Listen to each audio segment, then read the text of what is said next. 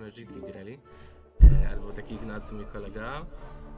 Good afternoon, welcome to Chibus Cross VCMI Showmatch. We will host today Keszu and Ponczek, and they will present to us new possibilities of VCMI. And my name is Chillera. Together with me there is one of VCMI creators, Warmonger, and Vnukos, author of PvP patch for VCMI. Hello. Hello. Hello, hello.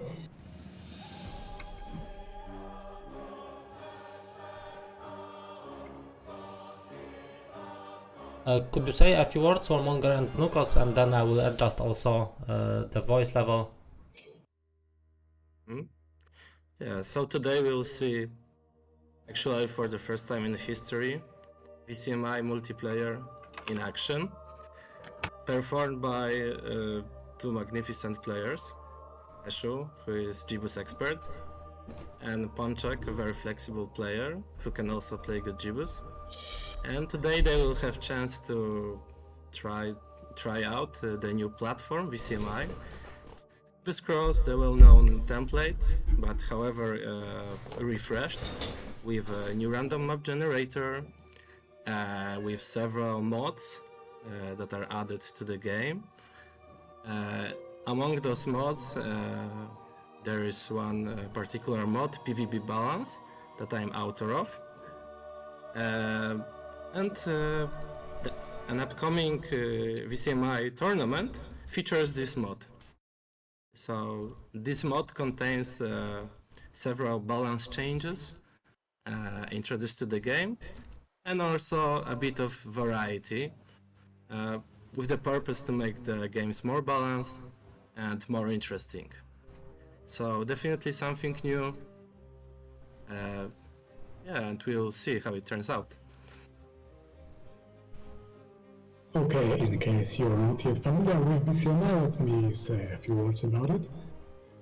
It's a modding platform consisting of base engine and mods, which allows pretty much arbitrary configuration of all the settings, tweaking balance, as Lucas said, and also offers a plenty of new features like these pretty windows you see right now. This tournament will play with a number of extra towns. Actually, we cut it down to just 3 new towns to scroll because already dozens of mods exist for VCMI, and very recently we made it just good enough to show to a wider audience. Yeah, I have been following the project since over 1 year. I can tell that the progress is enormous. The dynamics, loads of new features have been delivered in the last years. To name it, simultaneous turns, timers, and the timers are broader than in HOTA, because those are not only turn timers and battle timers with neutral creatures, but also PvP battle timers. So no more waiting an hour for opponent's move. We can set a battle timer whatever way we like 2 minutes for a move, 10 seconds for a move. So brand new possibilities, new game modes, all this is open because of the dynamic progress. And also a lot of quality of life improvements have been introduced, like HD mode like. So we have convenient army management with shortcuts. We have map scrolling, zooming in, zooming out. We have a multiplayer lobby. So yeah, I have to say the progress of this platform is really impressive. What can you tell about current factions? We will see Forge versus Ruins and Sprinter versus Hughes. I can imagine our viewers are not familiar with these characters.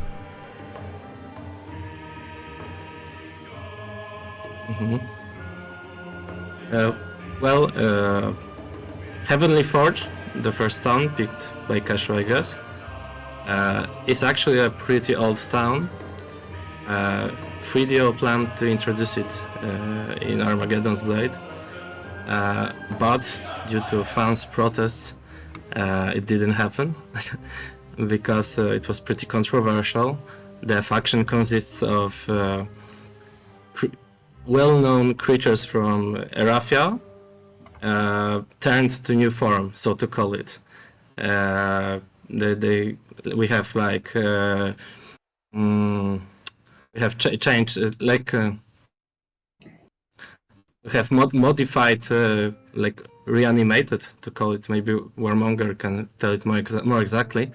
Reanimated creatures, like zombie-like, turned into cyborgs.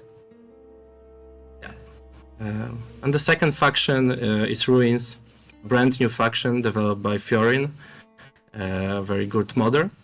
It introduces just a brand new world of creatures. It's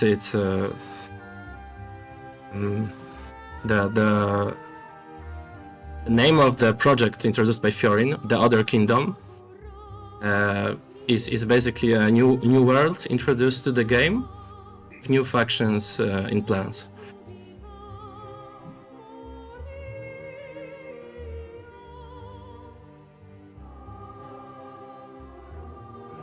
When it comes to the picked heroes by the players, I've seen that Ponczek has chosen a classical hero, to call it.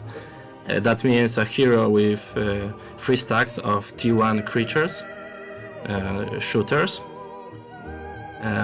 So we can call it a typical Jibus gameplay based on tempo, where at the beginning we have a strong stack of creatures.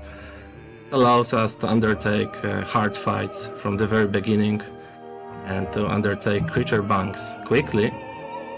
And as far as I can see, Keszu's pick, which is also a specialist in T1 creatures, which has 3 stacks of shooting creatures at the beginning. So we can expect a similar gameplay for both players.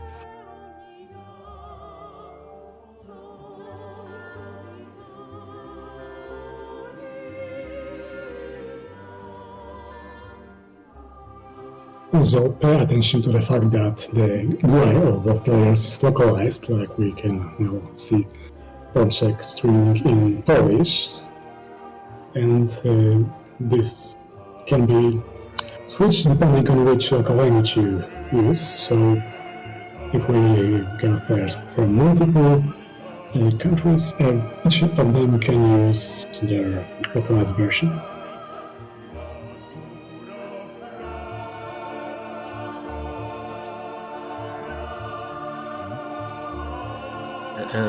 There was a question in the chat earlier. Why do players don't trade classically? Why don't they transfer gold?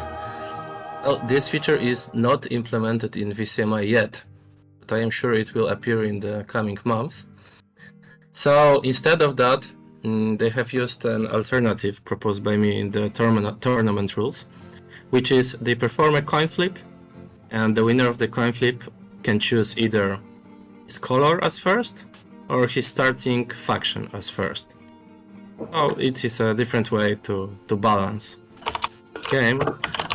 And I see that Ponczek has chosen Heavenly Forge, which can be considered a stronger faction than Ruins. But Keszu is playing red color, which is extremely valuable on Jibus Cross template. So I think that despite the lack of gold transfer option, what we'll see will be pretty balanced competition. This was also my feeling that Heavenly Forge is one of the powerful factions, and possibly in the Jibus Cross tournament it could be considered as one of the strongest factions. As far as I remember, also the Forge creatures are causing negative morale in the same way like Necropolis units. Is this correct?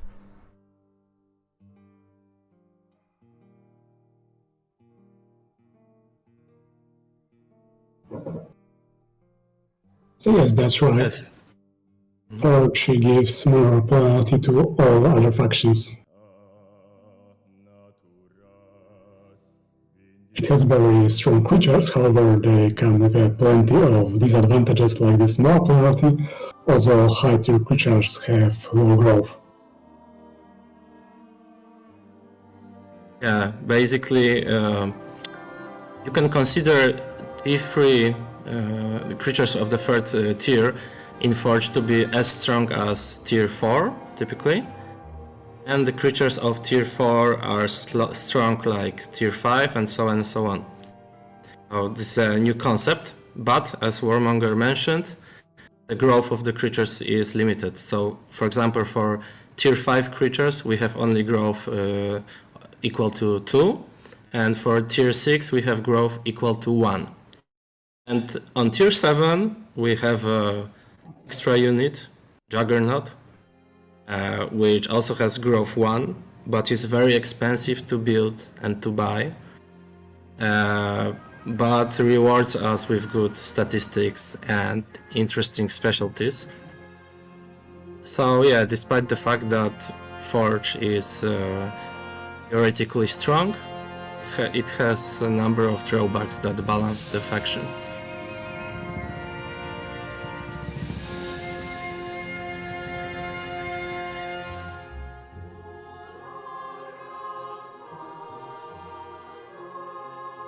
You can see a strong start on Ponczek's side. Hero from prison, unfortunately not from Forge. And as it goes on Jibba's Cross, he's probably looking for access with experience or some fights that will give experience for his main hero. And of course for some creature banks that he can undertake later. And yes, we see 2 creature banks appear right now in the game screen. And another prison is taken.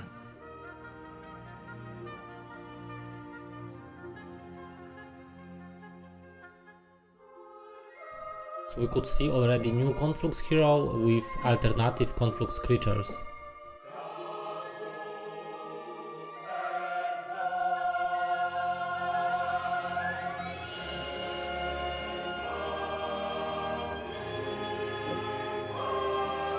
Yes, and they come from the mod Tides of War. And as far as I know, Warmonger is one of authors of this mod. Actually, that's not correct. Tides of War was one of the first mods created by guys who then moved to Days of Reckoning team, so it's all their job. They also created the other Forge, not the one we can watch here. Yes, but you're an author of some spells that are available in this mod. So you're one of the authors, is it correct? Actually, these spells were ported from Heroes of Might and Magic 5, such as Vampires. And I think this one will just move to Tides of War, just copy-paste. I had nothing to do with it.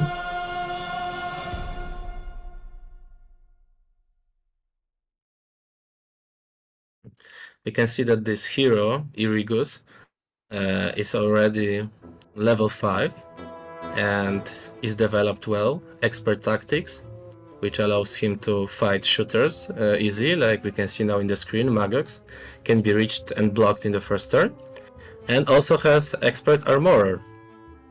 So this could be potentially even our main hero.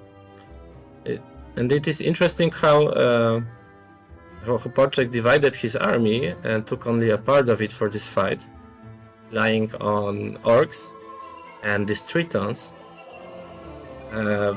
Tritons, even though they are tier 3, are not especially strong in terms of statistics, so they won't make this fight much easier, but they have a great specialty, which is they can throw restart. They can bind creatures in place the way Dendroids do it, but they can do it on distance. So they just throw this nest like fishermen, and it opens new interesting tactics for PvP. For example, we can divide tritons into several one stacks, each of them being used to immobilize neutral creatures and to win almost impossible fights. So this definitely can be applied in many ways. After the restart, I moved us to red player perspective, so now we will watch Keszu and Ruins. Ruins look quite amazing, and interesting fact is this tier 2 creature, I think it is 8 speed, which makes it the fastest single stack you can have without upgrade on first turn.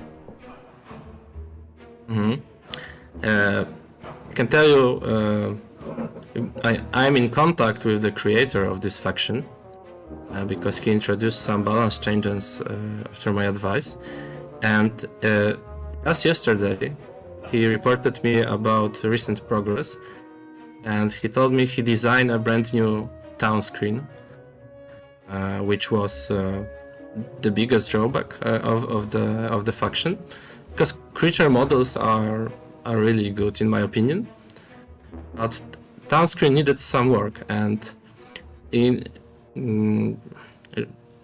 some time, not much time, we can expect a new version of the town with a brand new town layout. So I'm really looking forward to it. Oh, and it's Ifriti bank, is this correct? Just by the road. Yes, it is.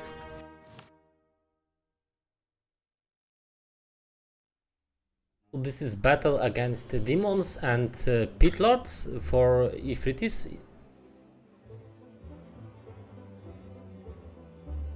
Yes, and hellhounds. It's a bank with mixed creatures, because why not? This is a bank that I created myself, just to check the possibilities of VCMI, and I'm pretty happy with the effect, but of course it needs to be checked in practice, how it works in PvP. But yeah, it's definitely something new. We have 3 types of creatures in the bank, say similar to Dragon Utopia. And we also have a new reward, Ifrit, which is a really strong T6 creature. And as we all know, it's immune to fire spells. So, Arma Trap, welcome. I wonder if Keszu realizes this, because he sees 2 of these banks, and of course you want to gather as much of the banks of the same type as possible. This is the strongest combo you can get. 2 of them is already nice. However, I'm not sure if he realizes that these new banks already are introduced.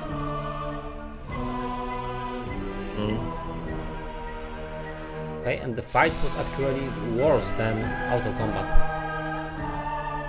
I suspect Keszu was not fully aware that the creatures are shooting. They had no bow. Yeah, he got some experience points and half of army, so maybe he can still consider playing this map, especially with closed earth magic, but no, it's arrested. And coming back to the Ifriti bank, it is worth mentioning that this magnificent graphics was done by Androids, a well-known contributor to VCMI project, who in my opinion does great job with graphics, and not only. He is the author of Heavenly Forge that we see on the screen also. So a very fertile, say, creator.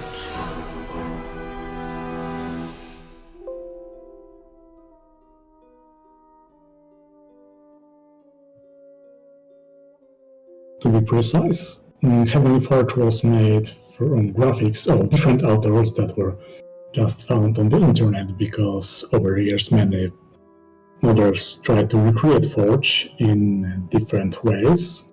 We already have another Forge available in the launcher, which was created by the same guys that created Tides of War and are now creating even another forge for upcoming Days of Reckoning. So yes, Forge has been remade many times already. Also, supposing this town was an original design just for campaign, there are 3 maps in campaign called Antagaric Burning, which features this map as main antagonist. However, this Heavenly Forge was never meant to balance in the first place. It was supposed to be overpowered, but surprisingly players enjoy it more than original Forge, and that's why we decided to include it in the tournament. Yeah, that is true. The faction was meant to be a bit overpowered for the sake of the campaign, which basically tells a story of Heavenly Forge conquering the Antagaric continent and defeating consecutively another factions. And in the PvP balance mod that is featured in today's game, the creatures were slightly nerfed because of their big strength. I tried not to change the character of the faction, so the changes are mainly with AI value of creatures, their cost and growth. Only small changes of statistics for two creatures, T5 and T7. But yeah, still the faction is very strong. In PvP, Hoth is usually considered strong faction, maybe not on Jeebus, but in general on templates. And because of its army strength, and I can surely say that Heavenly Forge is comparably strong or maybe even stronger. My feeling is it is a little bit stronger, and for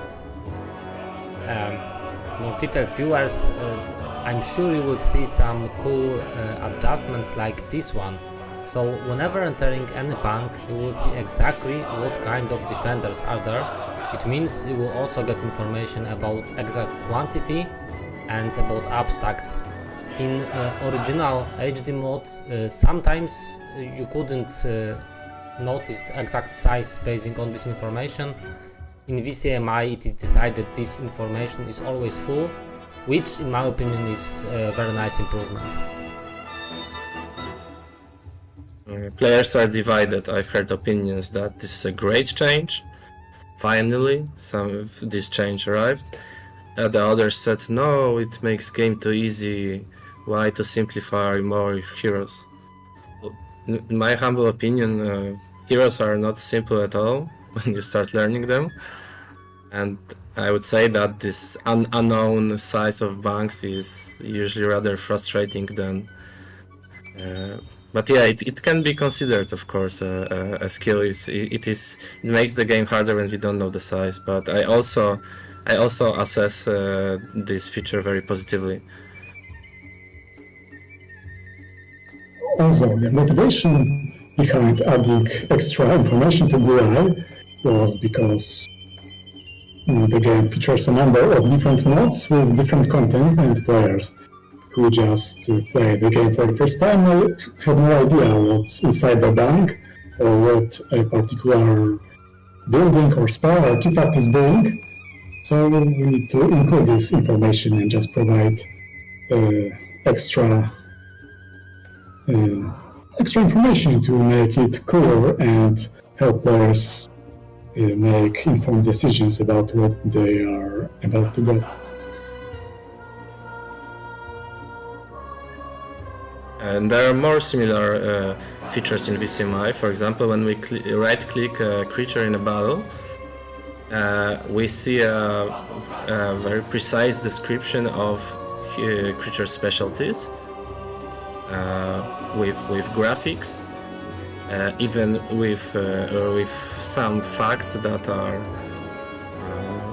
in HOTA. They are to be checked in Wiki, and we see all the immunities, all the special attacks, and so on and so on. Sometimes it's even 5 or 6 specialties written down, but it really makes the game easier upon first gameplay, to see all the information clearly given. This battle is super unlucky for Ponczek. The morale is costing him a lot of army. But to be fair, these 4 units are so strong that these losses are acceptable in the end. Mm-hmm. If Ponczek would upgrade T1 creatures, which I'm not sure is possible on day 1, then they have a nice specialty, which is basically they have the effect of sharpshooter bow. You can shoot the creature standing next to you. But yeah, this is non-upgraded T1. We see a nice stack has been retained. Oh, is he really trying to undertake Maxi Hive? I don't think he will succeed. He's considering doing it with a hero with Meteor Shower.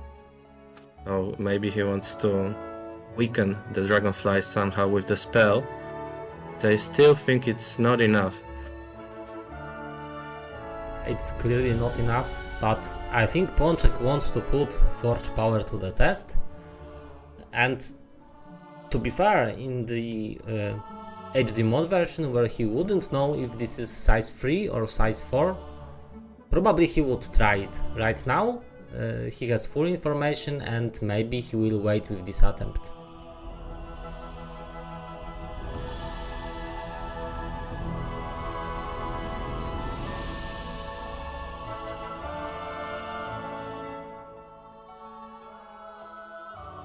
And upon playing several games on VCMI, you'll quickly notice that the maps a different feeling than in SOT, HOTA or VOG. This is because VCMI features a brand new map generator, and as it happens, we have the author of this generator here, Warmonger. Maybe you could tell us some secrets of the generator, what is the main idea and how it works. Well, it's a long story. I think I spent about 10 years developing the generator and iterating over different versions before it's finally in its current form. Also, after feedback from PvP players, because for casual players it doesn't really matter how the map is generated, but for PvP it's very important to faithfully recreate the balance of different templates, and in particular I tuned it for new boost rolls. You notice that the zones are always the same shape and they are quite passable. Like players really insisted on this feature, so that it wasn't really obvious like how to get from a bunch of random numbers into some full playable map that will be still random, but also feel consistent every time. So as I mentioned, the zones are quite passable. So players can go many directions and often make circles around obstacles and approach objects from different ways. So I hope that improves the gameplay so they can really show they have resource management skills. And also it prevents the map from sealing off some distant treasures which are not accessible. Also we get very consistent road lengths and distances. Yeah, also sorry for anyone who doesn't like the sound quality. I didn't do a sound check before, and certainly there is something wrong on my side. But I hope you can understand me.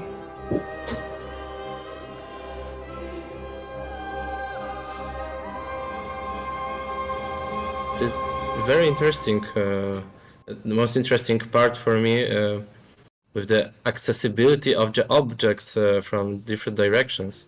I was not aware of this feature at all, but I felt it. When I play Gibus Cross on VCMI, it is pleasant. Like in Hota PvP, I am used to this cross being like fully random, which means it can be extreme sometimes. And one time you play great maps of a god, and the other time you play a map where you have no perspectives at all. And here it explains a lot, like the distribution of the objects in fact is made in such a way that the map is accessible and really pleasant to play. And also I have an impression that the number of banks and dwellings generated is pretty consistent, but with retained randomness, as you've mentioned. So each map is different. You have different banks, different number of banks and dwellings. You can almost always be sure that you will have something to rely on, some content on the map that can make your army powerful and to break to the desert zone. And I would say that this effect is great because what you've done, you've managed to create something between Gibus Cross and Gibus King.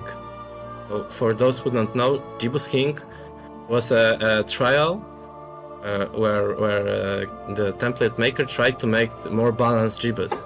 So not that player doesn't have extreme generations with lots of army or with non-creature banks, but something between. And he did it with guaranteed banks. So on each map you have the same number of the same banks, you have the same number of boxes with experience, the same number of boxes with creatures. And in this way Gibus King is in fact balanced, but the problem is it is boring for many players. And also the meta on this template was clarified very quickly, because the players learned the best, the fastest way to perform the break, and usually in turn 114 they were in the desert. Break 115 or even 116 was considered very late and in a lot of cases losing the game. Advanced level, of course. But with great work of Warmonger, we have consistently maps with content, but each map is different. So I can tell you, good job, really great job for Gibus. Thank you. I iterated many times over this generator because the fact is players always complain that they get either too random map, too little content, sometimes too strong. They always complain about something, so after a time I ended up with solutions that make it somewhat more balanced, but originally it was quite different, and the current shape of a generator is a result of feedback from players who actually tested it. And in the end, of course, Ponczek didn't keep this map. It seems that the losses in the first fights, it was too much. But the map was looking quite okay. There was some pickets and good artifacts. Anyway, now we will see first turn on Keszu perspective, but I can see he's away right now, so for the time being we will stay with Ponczek. And coming back to balanced Gibus, I know there were attempts to create such thing. I guess the programmer who did it was called Mapron, and he created a kind of add-on, like a mod that can be added to Shadow of Death or Hota, which provided a more balanced G-boost. And the way it worked, the number of banks generated on the map more consistent or even distributed between the players. And also on the starting zones, beside the roads connecting the main town with the side towns, we also had like many roads, like laying in the field, to call it, like some roads that begin at point A and end at point B, somewhere in the middle of the zone, just to make penetrating the zone quicker. So a kind of roads that we could see in some scenarios, let's say. And as far as I know, this generator was tested even by very good G-boost players, mostly from Russia, but they didn't like it. They preferred the G-boost, which was more random. Yeah, but here we have a different attempt. As far as I know, there's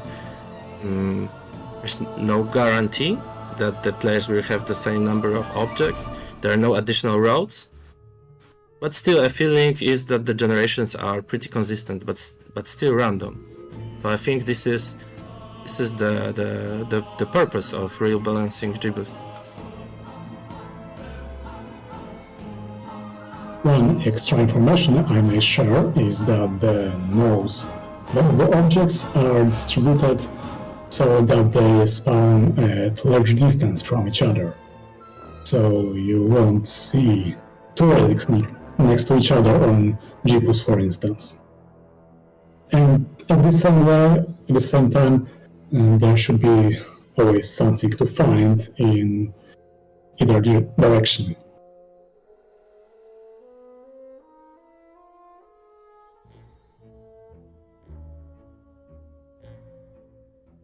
And what is interesting, I have a feeling that the creature dwellings on the map are generated more often compared to Hota.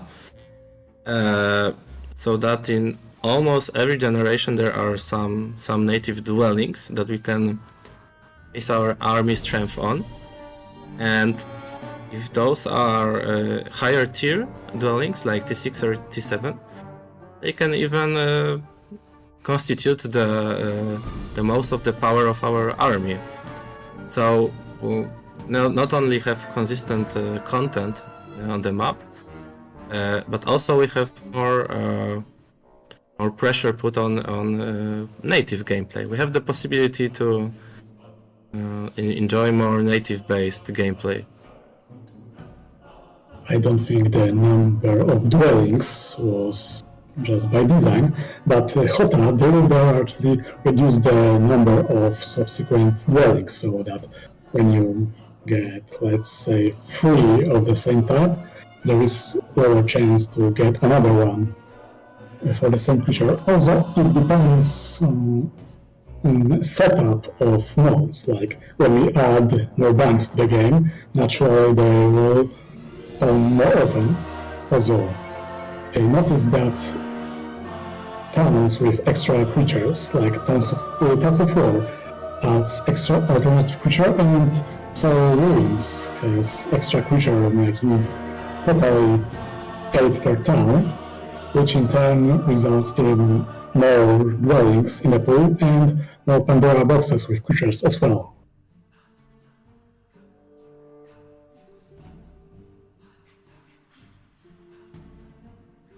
So how do you like Keszu's map? With no restarts, as far as I know, yes?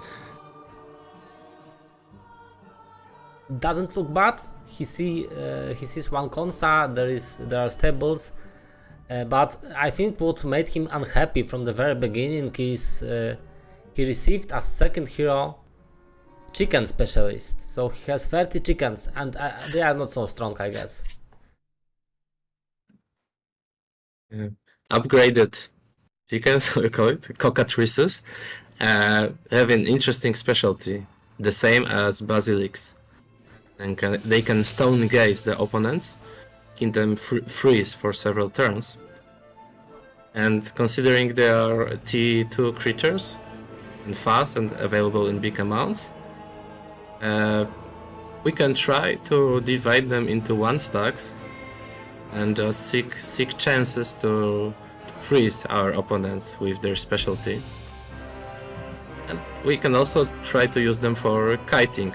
They're fast, they're pretty weak, so maybe AI will be tempted to run after them. I would like to clarify that also the basic unupgraded cockatrices have a 10% chance to cast a stone gaze. So even unupgraded tier 2 already has a low chance to do that during battle. Similar to Basilisk, I think that basic Basilisk also can petrify opponents, so it's the same. So they are very versatile, but very weak.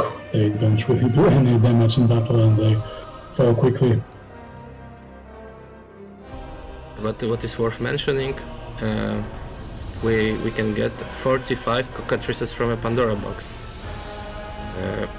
So on my GBoost Cross trials, I happened to open such a box 2 times, and yeah, with Bless they started to deal some damage, I can say.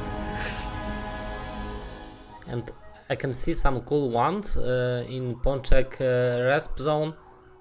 I'm not sure what spell it provides in general. In VCMI we have wands. These wands let you cast spells without using mana points, and I think the spells are available even if you don't have a spell book. I think you need a spell book for them, but I'm not sure also. I guess we will see it in action very soon. Yeah, because the artifact basically adds a spell to your spell book. This is how it works. In the mod, we have defined the artifact, and also a spell corresponding to artifact is defined. I guess spellbook is needed. Ponczek has 2 hives near each other. Or maybe he's considering to chain through them. First he is looking for some starting army to start them up.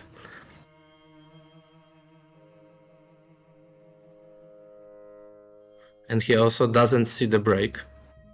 Can I expect anything? And my experience with playing Forge was the beginning is really pleasant. You have strong army, you're not afraid of banks, but later on, when you have more different stacks, you have still Forge army living, you have Wyverns or Cyclops, its minor morale is lethal. It's just such a pain, and you can make severe losses in fights because of this minus morale, and especially on the break fight.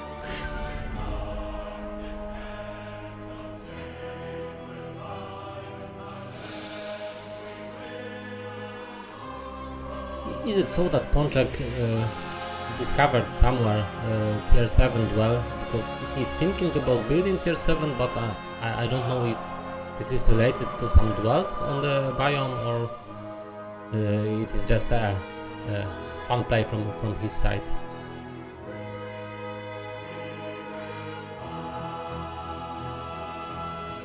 Yeah, the concept of this Juggernaut Dreadnought comes from the Runa Forge that was supposed to be added in Armageddon's Blade instead of Conflux.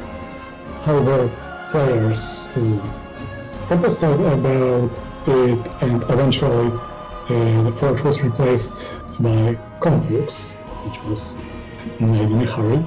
Either way, we know for sure that Juggernauts were supposed to be stronger units than Archangels, and as you can see, even basic Juggernaut or Dreadnought, I'm not sure which is which. Either way, it's as strong as many upgraded tier 7 units, and the upgraded version of it is just beyond the scale. But they're also extremely expensive to buy, so I don't think I saw them already.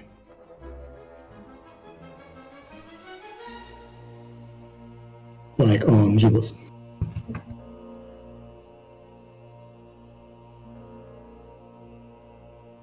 And earlier you mentioned these antagonist burning maps, which are single-player maps available in one of the mods in VCMI launcher.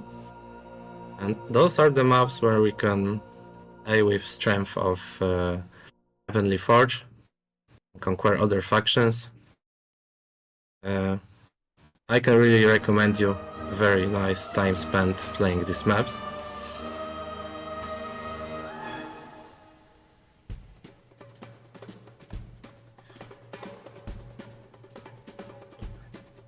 So Ponczek is searching the concept for this map. To begin, how to maximize the tempo, because Keszu is surely already planning his break.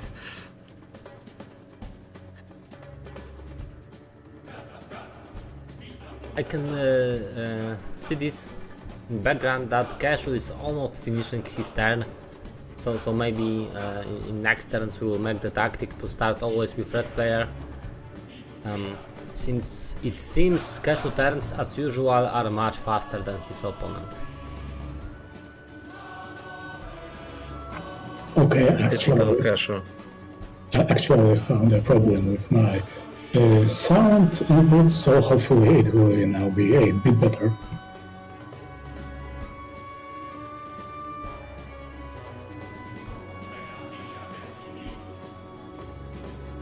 I think Ponczek is heading towards the break. Doesn't plan to undertake banks in this turn, rather distributing his heroes over the map in order to have a decent next turn. And for now, he seems to be heading through the blocks like Harpies and maybe some other blocks that will appear in the way. It's in order to see what kind of break we are facing. It will be a different situation with a magic immune break, different when it's slow creature or fast creatures, and he can adjust his tactics to the break that will be revealed.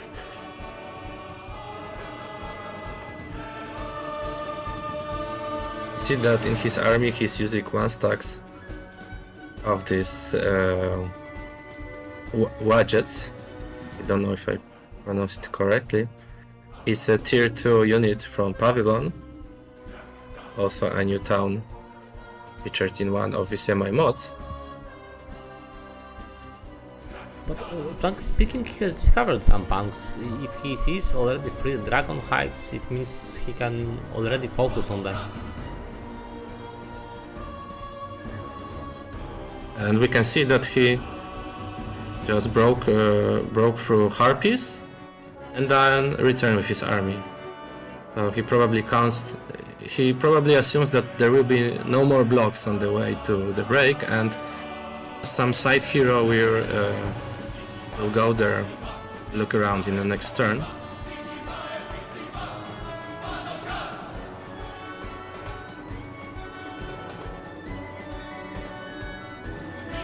Picking up a box with Alamar XP. I am sure this is the thing and Earth Magic. He was counting on it. Warlock class, pretty decent chance to get Earth Magic. If not, Alamar can always just close his skills, get Expert Scholar, Expert Wisdom, and just be able to hand over his resurrection spell to another main hero, probably with Earth Magic.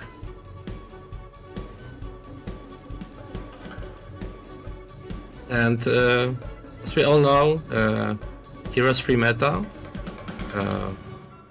as always, revolves around Earth magic. It is the thing that we always want to see, the thing that we always complain about. I have no Earth on any of my heroes and so on. And also here players try to maximize their chances searching for experience and counting on getting this Earth magic. However, it is worth mentioning that with VCMI we have all the available tools to change it. Like, any person can make their own mod for the game and modify things. Some players complain that the game is too much centered around this Earth magic, which just kills the vibe. So we can change things. We can, for example, move down portal to water magic. We can nerf some spells, buff some spells, introduce any changes we want. It is not that hard actually, because the mods, creating mods is actually not programming, it's just modifying the content of JSON files, which are very logical and easy to understand. It's the way I started modding myself, just reading through the JSON files and trying to understand them. So I'm not telling that this Earth magic needs some significant changes for now, but we can very easily test the alternative reality with a different balance. VCMI is a great platform for testing balance and new mechanics. So we don't need a new game patch, just make your own mod and change how and just verify your thesis. So this is the thing I really like about VCMI, all the possibilities it provides. Yeah, I think Lucas got the idea behind VCMI in the first place. Like Hotel, we do not think that our choice of balance or particular mechanics is the best and exactly what player need. Like, everyone is free to modify the game in whatever way they want, and also quickly iterate over it to make sure it's balanced and works as desired. As VCMI core team, we do not add any balance changes on our own. It's all up to modders.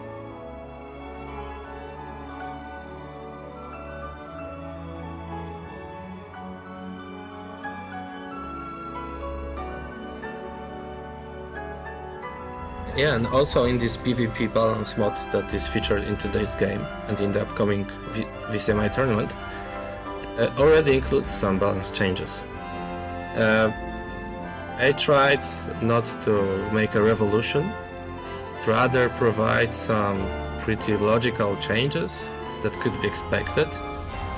For example, some spells considered by players as useless, like Slayer or Counter-Strike in most situations. However, I know it can be useful sometimes. Those less powerful spells have been moved to lower tier. I also buffed the damage dealt by water and fire offensive spells like Inferno, Frostring, and Fireball. Iceball remained the way it was. Because players often complain that water and fire magic are not pronounced enough in PvP games and are only useful in certain situations, like for Mass Berserk, for example. So this mod provides a possibility to use those spells more. Also, some artifacts classes of some artifacts have been modified. For example, Boots of Speeds, which are minor class by default, 5k value, have been changed to major. and some relic class artifacts have been moved to major, weaker ones. The Sandals of the Saint, Pack of Endless Gold, I hope I got it correctly, one of the bugs giving 1000 gold a turn. Also Dragon Scale Armor, which I was not sure about, but I moved it to major too. So we can see some changes, show the possibilities of VCMI and opportunity to try them out, but not drastic ones. And we can see Keszu grabbed one of these rolling stones, so he will have a tier 7 unit already, and we will see if he will consider also building this tier 7 duel in town. Yeah, walking stones are very tanky, more tanky than any other ungodly creature, and when they get upgraded they are even tougher, but they also are immune to damage, the magic damage, so you can combine them with Armageddon, for instance. Yeah, definitely that's a good way to go. With Armageddon, or it makes them also perfectly capable of breaking against magic elementals? I didn't think about it, but it should work. And now Something the map on Keszu side looks very good. Yeah, 2 Kansas appears. I think that tanky stacks will be very useful for Keszu, because low tier units from Ruins Town are tricky. We have 2 shooters, tier 1 and tier 3. We can deal lots of damage in early fights. However, when we rely only on shooters, as we all know, we can easily get blocked by melee fighters, and then we deal non-damage, almost none. We also have Cockatrices tier 2 in this composition, which are not very strong. So basically, this army is very good for making strong fights with low walking units, but when it comes to the creature banks like Constant Hive, we actually don't have as much arguments. We need some support from high tier units that can absorb some damage and not die.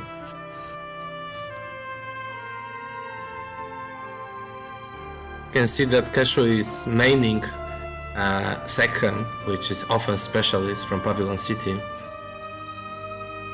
So yeah, definitely he wants some new melee stacks, because this offense won't help much with his tier 1 and tier 3 shooting units.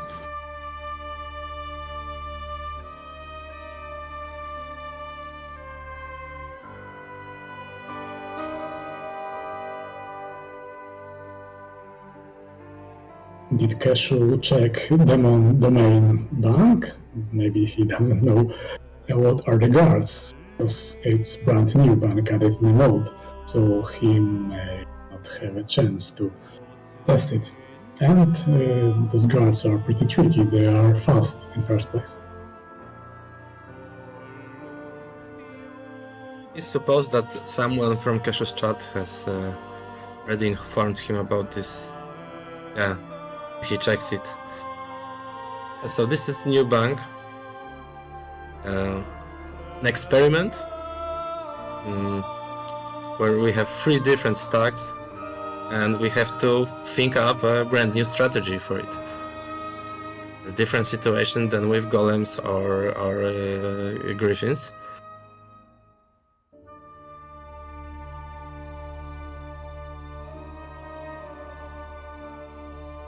I can I don't always think see second the bank on the left covered by for the floor, but it's there, so he can get even more if it's.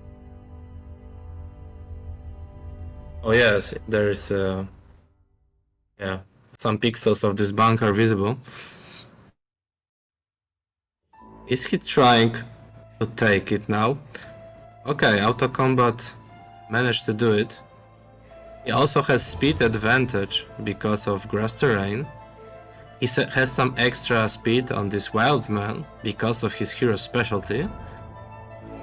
Also, he has fast cockatrices to block the passage for AI creatures, or to just get focus. Yeah, and also this walking stone to deal some melee damage and tank. So he thought it through, in my opinion.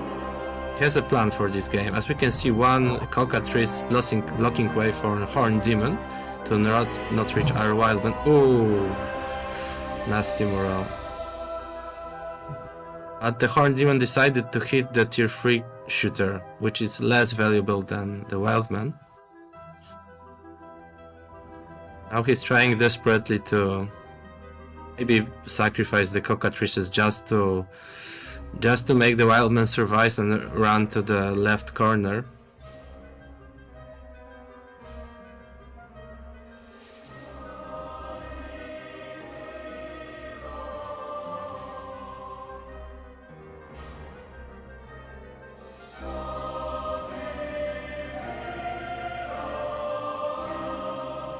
The AI creatures will probably focus cockatrices or these T3 creatures, Ant-Man, I guess. And yes, they killed the T3 shooter, and first then they went after the Wildman. But there are as little of the creatures left. This fight is rather completable easily. Keszu is not lucky today with this morale. In case you didn't notice, the AI in VCMI is totally different, so creatures may behave in a different way that players are accustomed to. However, recently the battle AI was fixed, so the creatures are not totally dumb and can actually pose some threat.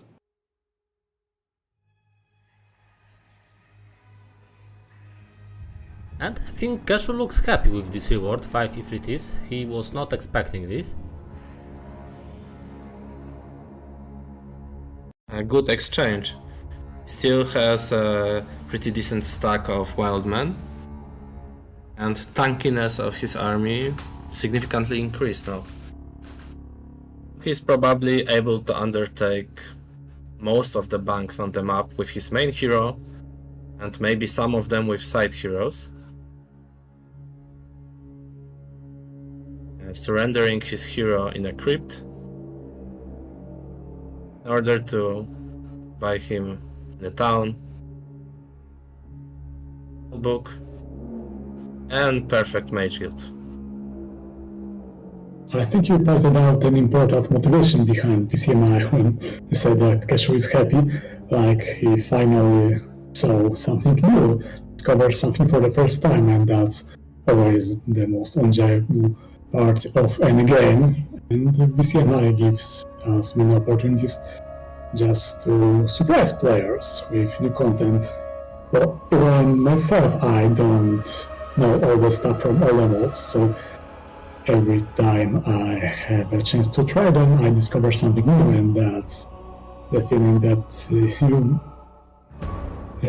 can only discover something for the first time once, and then it's done, so we always need to see fresh content from time to time.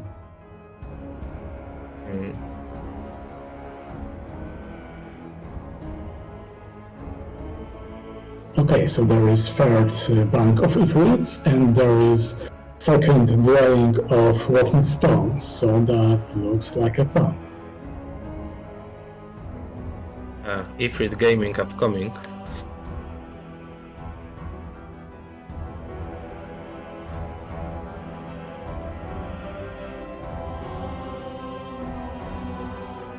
I can guess that Keszu, as an experienced Jeeves crossplayer, will have one plan now. Main hero did his job, undertook the hardest bank to begin the map, gained Earth Magic as planned, regenerated mana points, and now he will surely go towards the break No time to lose, 1-1-4. For some casual players watching this might be an unusual game strategy, but the player versus player meta currently looks like this. Just pushing the tempo, faster, breaking before the opponent, no time to lose. If we have to undertake risky fights on the way, then be it. Sometimes we will lose, but most situations we get a reward of tempo. And yeah, the job of the main hero is done for now. Go in the direction of the break, and the other heroes do the rest of the fight and gather more army from the banks. And the main hero will wait for the army just to perform the break. So extremely tempo-based gameplay. Okay, so we finally get to see some forward action. Notice this tier 3 units with flamethrowers are just the same concept as mechanics from a new factory town. Originally, they also come from Forge artworks. We could see a bald guy with flamethrower on some of the artworks. Not sure if Chilera has them at hand, but you can certainly find them online. So basically, Factory is also inspired by some of these original Forge concepts, but of course they took very different directions to combine it with Western setting. So it's nice to see the same ideas showing every now and then. Also, Juggernauts from Forge are also featured in Factory Town. Have more a steampunk vibe. Here, I don't know how to call the vibe in Forge, but yeah, the different feeling. I think the correct term is dieselpunk. Yeah, that's the thing. I'm not sure if creators of Forge would call it that way, but dieselpunk is a category of fiction.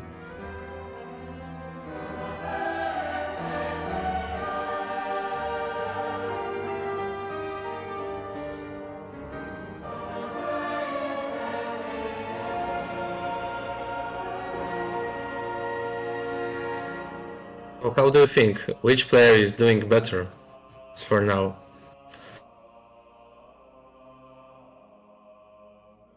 I like Sure. Keszu situation. Okay.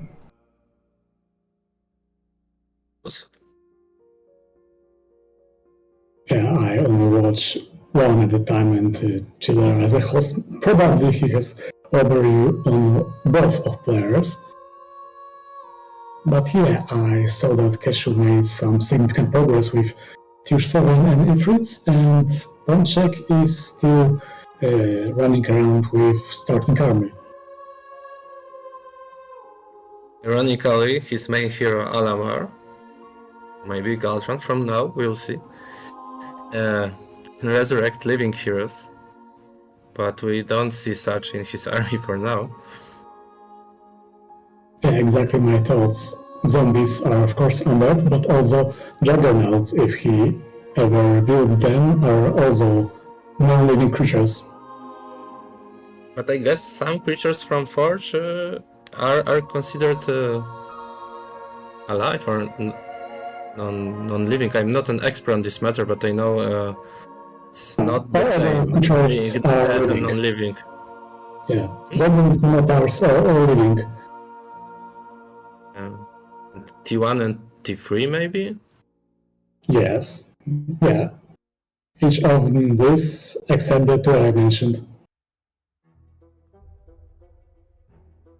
There are global versions of some living creatures, so they are living as well. So Alamar will definitely work with them.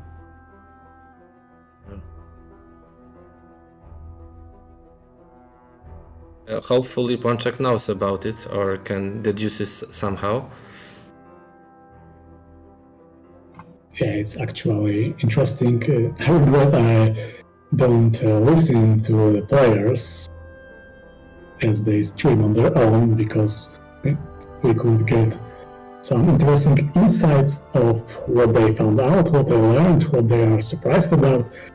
It's always entertaining to learn something new, or just correct your strategy when you see that something different has happened that you expected or planned for. But yeah, well, we need this show match just for the players to get familiar with different content available in VCMI, because the tournament is coming and the sign-up are ending tomorrow, if I'm correct. Actually, I prolonged the sign-ups till end of Sunday, just to provide some time for thoughts or viewers who either watch the show match or who will see a promotional video on VCMI, which maybe is already available on YouTube. It was being downloaded when we started the match. Maybe we will show it at the end. So yeah, taking into consideration today's show match and the new video, some more time for the players to do the thinking and maybe reconsider their taking part in the tournament. Yes, Keep trying. Okay. I think Ponczek was one of the first streamers that tried VCMI online and commented it, and he encountered some bugs. However, that was months ago, and since then the game was patched, so we don't see any issues anymore. Like, the game runs smoothly with no bugs, I hope. Well, so far no crashes, but also all the mechanics should be sorted out, so nothing unexpected changes. The game should work just as original Heroes 3 did. Also with Hota patch, Hota actually introduced a number of changes to some minor mechanics. And because players complain about it, that we implemented a number of them. Still, if you're not aware, spell rolling is not available in VCMI for the reasons Lucas mentioned, because, well, personally we didn't find it that appealing to write to add a new feature of spell rolling just to balance one or two adventure spells. Especially on Gibus is not that important. Adventure spells can be found in scrolls as usual.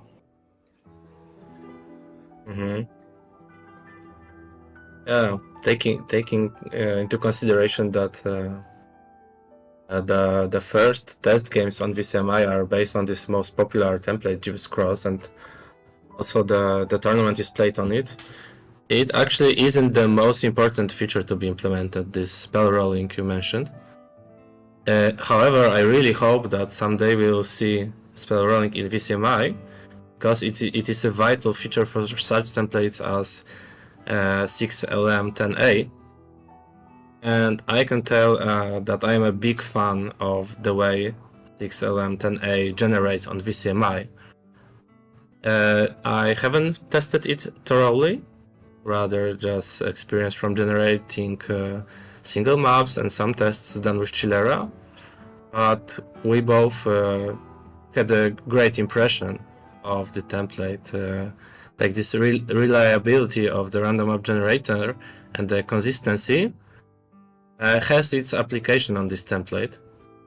However, this template and some other more complex templates, they really need spell rolling. So I hope that someday, it is limited by free time of developers which do VCMI as a hobby.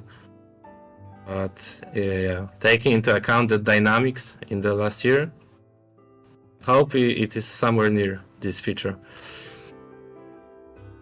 Well, if players request it, then we will need to deliver it eventually.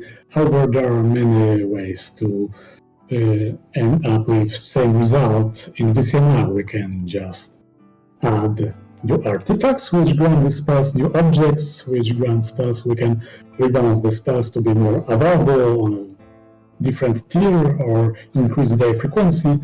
There are so many ways to go around it, and each of these changes requires like 10 minutes of work. So actually you may want to mention that you added these shrines with adventure spells to 6-7 template just for it.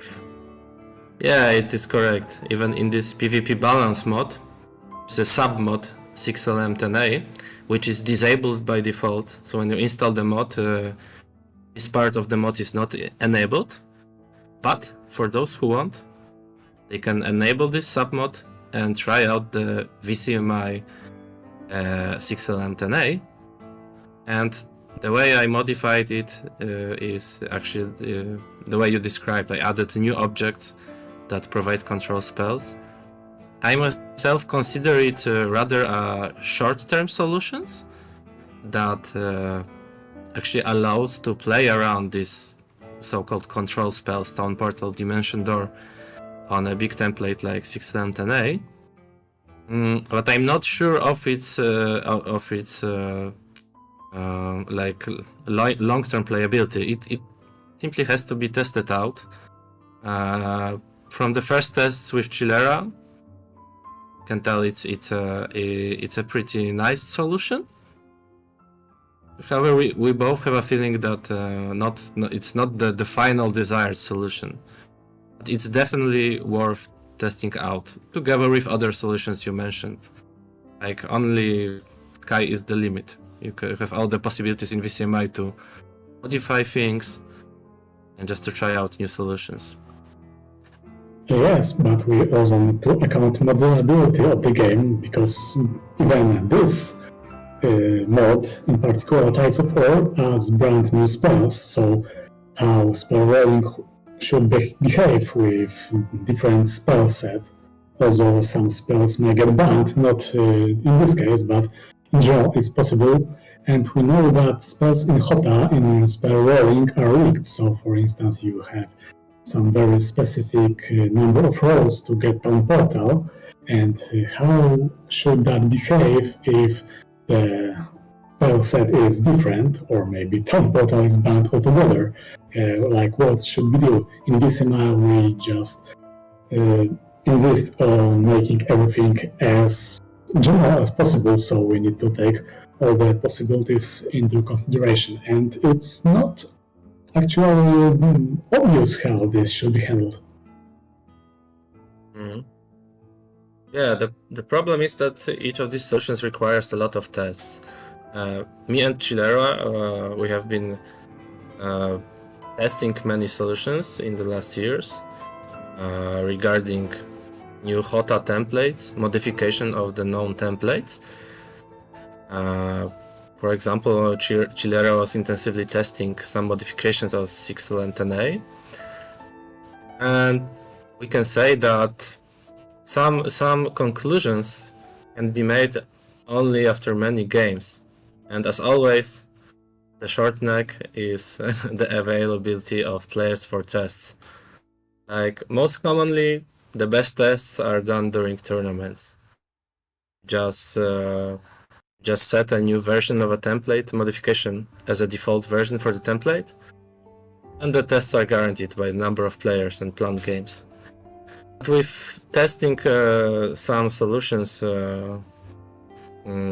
just in casual games, very hard, because simply the volume of the games needed for good testing is hard to provide, and the consequences of modifying the mechanics of spell rolling or mechanics of obtaining control spells in any way, from artifact, object, and so on, it's very hard to predict.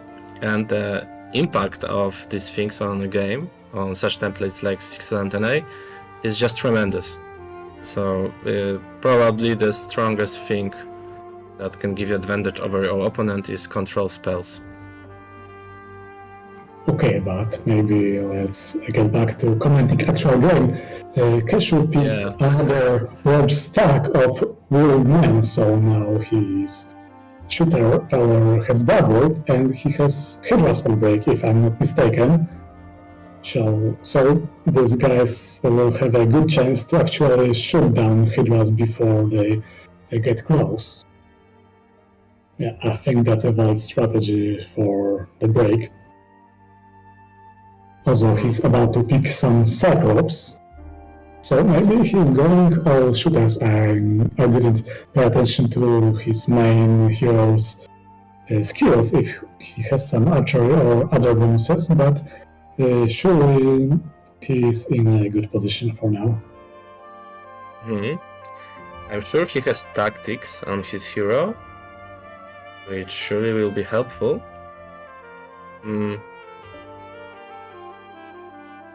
As for the Hydras, players often underestimate their power because they are slow, you can shoot them out.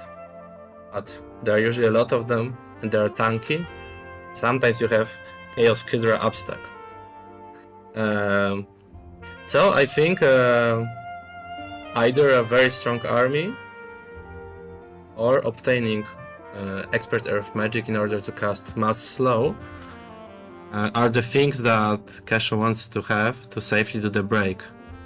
But even if with an average army, Keszu is in the games I watched where he was playing, is perfect at making break fights. Really nice to watch the art of breaking done by this player. So I'm sure that even with some army, maybe not tremendous, I'm sure he will do the break. Also, in the very middle of the map, there is a fireball wand. It was already nerfed as far as I remember, but it still allows to cast very cheap fireballs, and as long as you're able to kite walkers, it could do some great damage to these Hydras.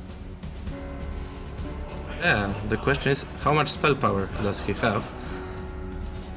But Fireball is buffed in this PvP balance mod, so it's more damage and yeah, it could be a good tactics. Also, we now see two heaps on the left. There are plenty of banks all around, but it's already day 6, and what is Keszu about to do? It seems that I was wrong, and the hero, the main hero, was not heading towards the break, but is planning to undertake Konsa in the right side of his bio, if I've seen correctly.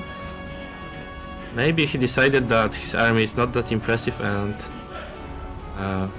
cannot be its strength cannot be increased as fast, so he decided to slow down the tempo. Yeah, giving army to the main hero to do one more hard bank with not the closest, and then head towards the break. So probably Gurnison will be the hero who will be standing next to break in the next turn, and probably this Hughes, the main hero, will fight the break, then hand over army to this Gurnison, who will head towards the center of the desert zone. I think that is the plan now. Okay, so once again we are going to see a large stack of angels. Yeah, and the Ifrits are no longer picked, even though we saw some next. Yeah, honestly, I was hoping for a little bit of variety in this game, but it looks that angels cannot be replaced by anything else. Keszu knows the strength of angels very well and likes to rely on them. I remember times before Hota when about 90% of games ended with a large fight of angels versus villains, and yeah, it became very boring after a time. So yeah, I'm really hoping to see something different here in this game. Actually, I have no idea what's Ponczek's situation or game plan. maybe we could switch to him after this battle.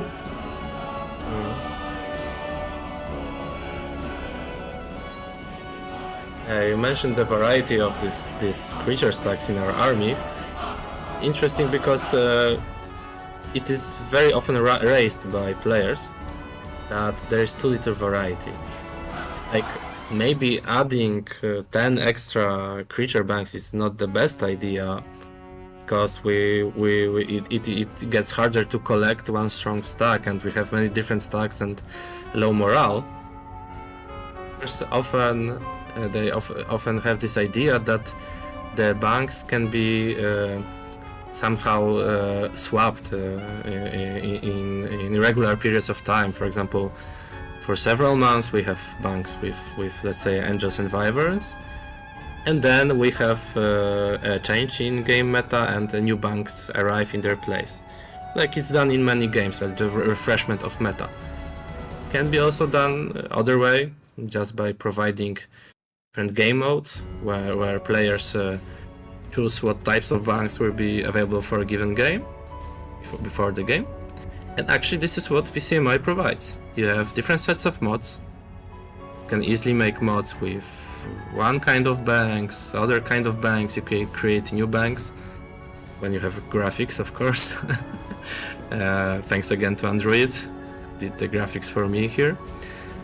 And yeah, you can basically agree on a given set of mods with your opponent, and just choose to play with a given set of banks in a game, and you have the variety.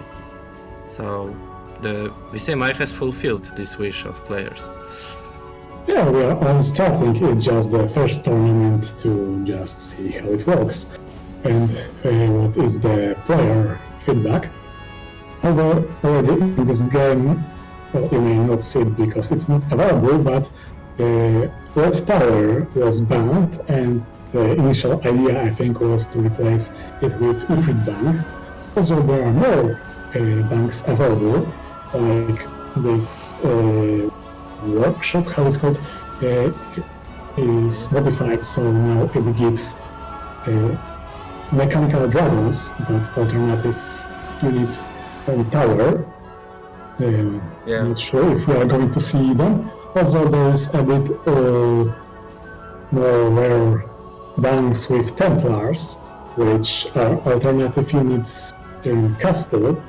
Actually, a very interesting alternative to Angels. I was hoping to see them, but as I remember, the frequency of this bank is very low, so it's unlikely to build a large stack of Templars, so probably everyone will fall back to Angels. However, I would be very curious to see a meta where Angels are banned and instead you have to build Templars, which are weak but very cheap, and you can build them very fast, so that would be refreshing. Definitely. I was fighting with myself when deciding what set of banks should be available with this PvP balance mod, because when too many banks are added, then it's just too much variety. You don't it's harder to get one good stack. But on the other hand, I didn't want to miss the opportunity to show new creatures to the players which are valuable, like Templars. So I decided for a compromise solution, at least as far as I understand it, where the bank giving Templars, alternative T7 unit in Castle, is available, but it has a decreased frequency. So from the maps I generated on single player, usually you can see, I would say, one such bank on average on the starting zone, sometimes two, and in extreme situations you can see 3 of them. But if you are playing Castle, then you have a very high chance of meeting Templar dwelling on your biome. And I would say that while playing Castle, making a Templar stack and then upgrade them to Paladins easily become the meta here. Because Templars are much cheaper than Angels, easier to build, and the upgraded versions has also interesting specialties. I think we're planning to move to Ponczek, Lera.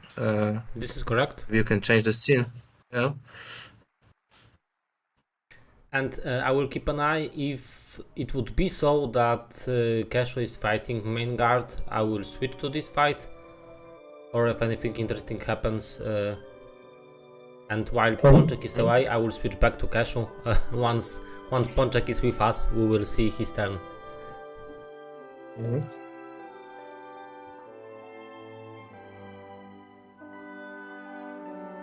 Okay, Ponczek is back. I think Keszu was initially planning to make the break on 116, but postponed it till 117 to make the console of my hero. And what is the plan for Ponczek? Already 117 turn, so he's definitely thinking about the break, or starting to think about it. But do we have any army?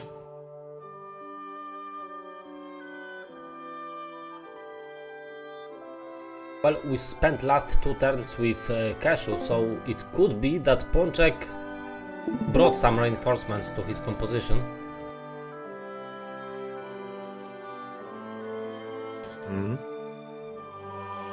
Okay, our host went away for a moment, so we lost connection, I'm afraid.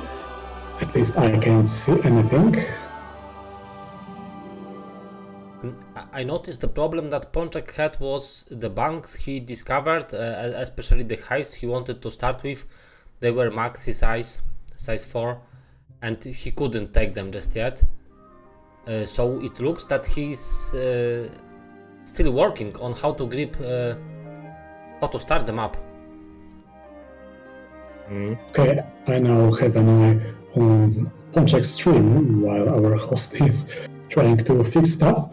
And on the left side, we can see Juggernaut Dwelling, so even one of these guys would be powerful. And of course, if Ponczek builds their dwelling, there will be about 4 of them on the next week. So that's already not bad, but I'm not sure if he actually has any army, or maybe I miss it, but what is his power stack apart from these grants?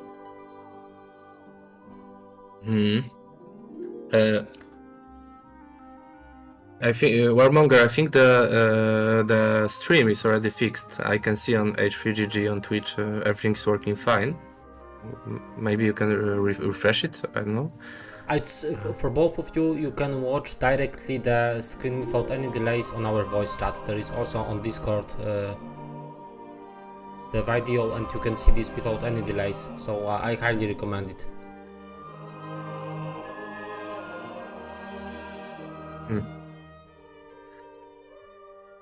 I think the game plan for Ponczek was not actually optimal here, because what he could do is regenerate mana for Alamar, and then try to do the hive, the big hive near the castle with him using Resurrect.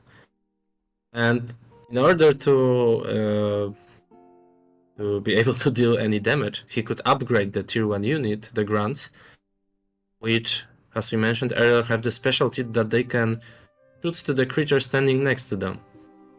So these grunts could easily shoot to the dragonflies, and with decent amount of mana that Alamar has, he could just resurrect the grunts over and over, and I'm sure he could easily do the maxi hive.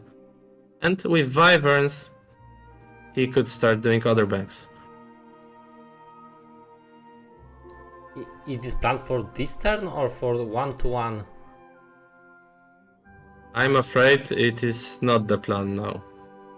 I think he's heading somewhere else, maybe for the Juggernaut Dwelling. And I don't know if he's capable of doing it.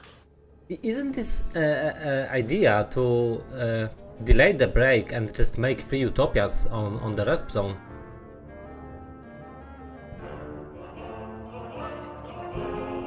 It would be a great plan if well, if his situation was better, because it will be definitely several turns before he can undertake an Utopia. And the desert zones in Gibus, on Gibus in VCMI are pretty rich.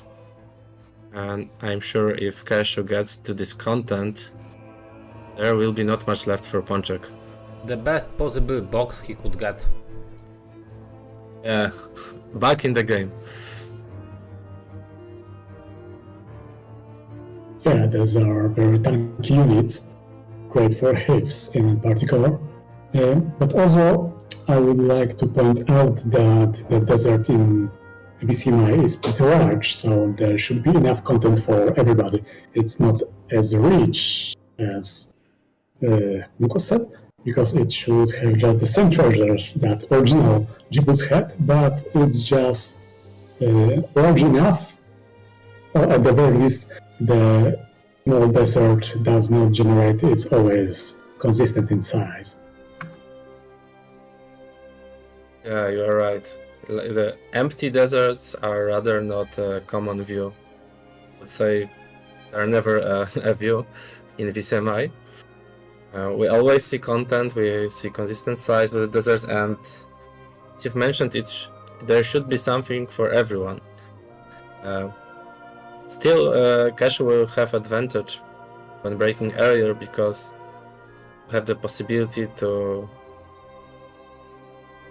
increase his strength faster while being on the desert.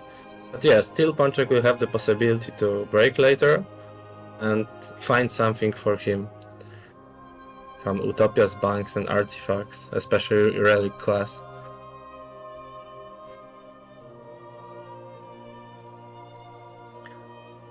Yeah, Dwelling of Juggernaut is pretty high in value because of the AI value of the creature, and it is guarded by Dryads, which are Rampart E4 alternative units introduced by Tides of War mod, and I can say they are highly interesting because they have a specialty similar to mechanics in Factory, but introduced 5 years ago when the mod had his premiere.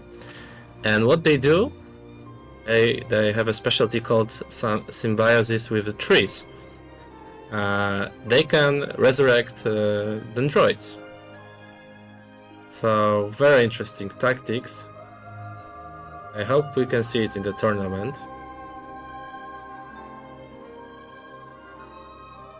When I think about this could be very interesting if Duel was applied to VCMI to see these early Utopias taken with Trees Resurrection.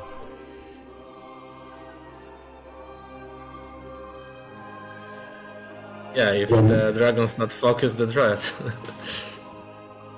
At the moment, Ponczek has some trouble with dwelling because, as I mentioned, Juggernauts are very strong, so without Resurrect, I'm afraid he would have a very hard time winning this battle.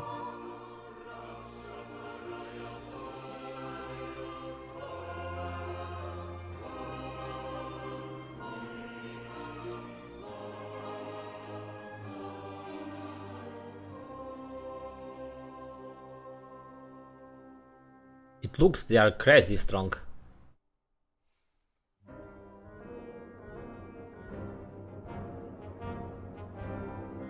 That's by design, but they have a growth of 1 unit even with castle build. So that can be surprising for players who build the full tower. But here it doesn't matter because nobody's going to build castle on Gibus anyway. You can see Ponczek is fighting bravely. And he almost got it. Almost. He's not gonna make it though. It looks like GG. Yeah. 1 more shot and he would do it, or 2 more shots. But maybe. But he has to take retaliation. It's very close actually. Juggernauts won't focus the 1 stack, so we can definitely sacrifice it, take retaliation.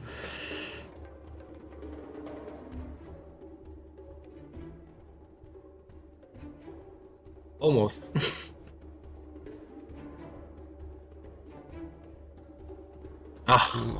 It's like 1 HP or so. Terrible.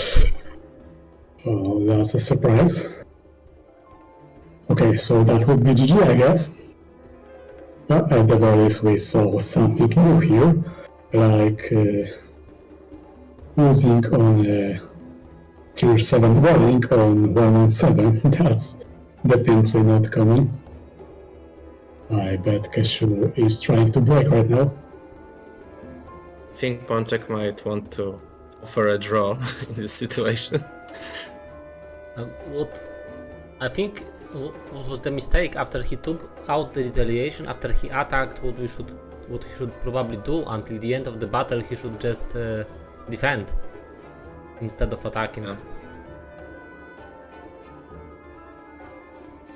Yeah, the damage exchange would be more on his side then. But he's still fighting. He wants to build the dwelling. He needs some gems for this. He will do it. He will have one juggernaut now, another one in 1-1. And with two of them, he can actually start hard fights. I'm not sure they can do a maxi hive, maybe on Alamar. Alamar is no longer with us. I think max is possible with two of them and some meat.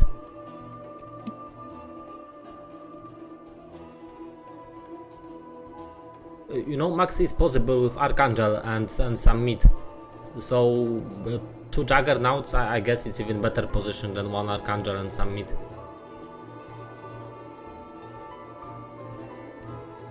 Where do you have this secret knowledge from? Do you often do hives with archangels? Yeah, it's my thing, you know, to just take the Archangel from mercenary camp and move on. I was sure this will be your answer. Keszu is already on the desert, as far as I see. Yeah, so in heat of emotions, I lost the moment when he was breaking. It seems that Hydras were not a big problem. Oh, he postponed the break, gained some more angels, and Hydras were not a problem at all, definitely. The main hero gained expert earth magic in the meanwhile, so considering his perfect mage guild, slow stone skin shield, he had all the arguments to make Hydras with no losses.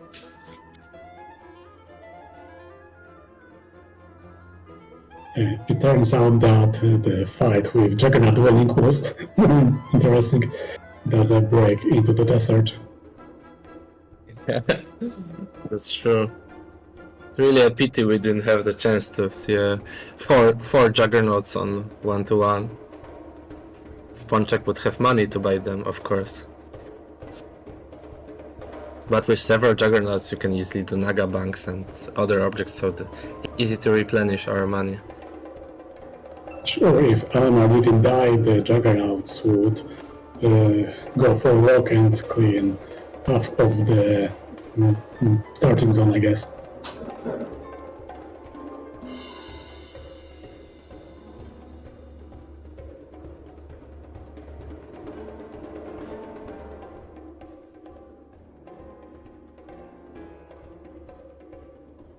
Yeah, and as I've predicted...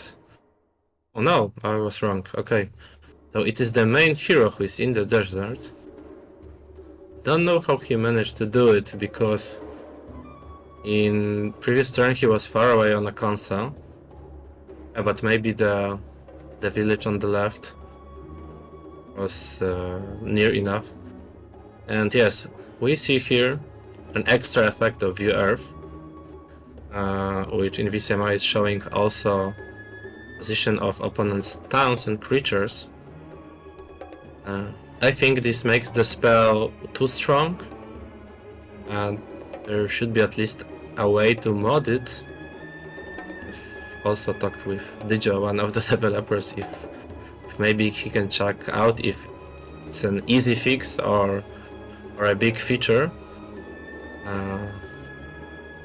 If it I doesn't think the work, VR if it doesn't work as original, it's an oversight, and this definitely should be fixed as a priority. However, not sure if we can make it before the tournament, but certainly original game with no mods should behave just exactly as original Heroes of Might and Magic 3. Also, Keszu now discovered Golden Utopia, which is an extra utopia. Maybe Nukos can say something about it because that's his creation. Again, this is a new object that I added to the mod because I could, just to play a bit with it and provide some more variety to Gibbos. It is a special kind of utopia that is guarded by tier 8 dragons. That is one Azure dragon, a Rust dragon, and 2 crystal dragons. It's always the same size. Actually, it needs some tests because it was mentioned to be a bit harder than maximum size Dragon Utopia. I'm not sure it is fulfilled because it's actually hard to predict the strength of these tier 8 dragons, so it just needs to be tested out. But yeah, we have always the same guards, and as a prize we have 5 relic artifacts, 50,000 gold, and 20 of each of resources. So definitely a big boost. It can generate a maximum of 2 such banks can generate, or maybe 3, I don't remember, and they can only be generated in the desert zone. So it's more of a late game target.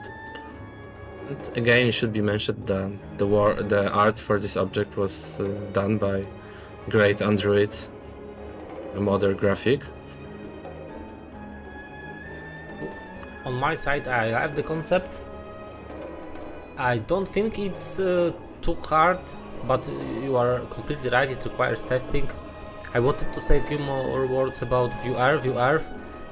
I think it's not a problem for Gibbous Cross, and we will play tournament through with the current functionality, and it's actually it's quite funny. This is not the first case when VCMI creates a bug which was in the original Heroes 3.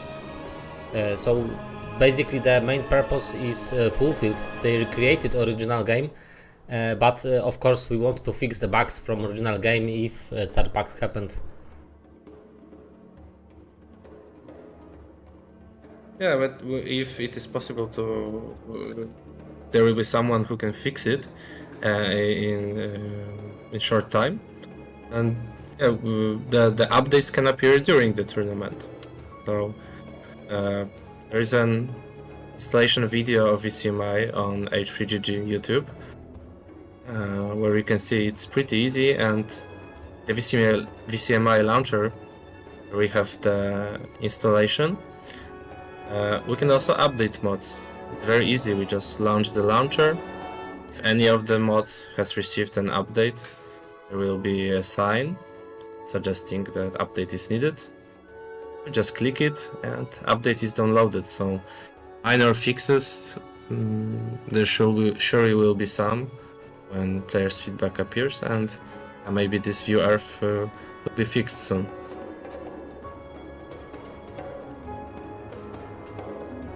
Okay, but is Ponczek going to do something, or maybe he should call it GG and just start a new game, because, well, the first one would be pretty short. It's not a tournament game yet, so why not? But it's up to him. The plan B for him is pretty obvious. Buy 2 T7 units and see what they can do. I guess he spotted a size 2 Konsa, which could be a good target. No, he's going for Maxi Hive. Oh, and he has a new main hero. Others with specialty in armorer. Very strong hero. With leadership, which is actually a good skill if we have stacks, no losses fight. When we have stacks from different factions, especially from Forge, which decreases morale. What is he doing? He's trying to correct the result of quick combat. There He is no clicked problem auto with that. combat. Yeah, but at least we can watch how Juggernauts are doing with a full hit. I hope he doesn't lose one. Ooh, this is close. 20 Barely hit. alive. Alright. He did it. I'm not sure that auto combat reflects quick combat result. VCMI. I don't know how it's done. He was Actually, risking. Ponczek already tested it. Maybe you didn't notice in first turns. He had a result of quick combat. He entered the battle anyway. He saw minus morale in first round. Then he pushed quick combat without doing anything, and the result was different.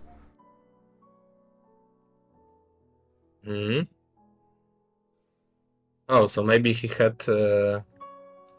Okay, maybe he has an option enabled that allows to repeat battles several times. Option used for single player. I As think you what told, could he had happen a different is result. there is also option in quick combat to use spells. This could maybe cause some problems. Okay.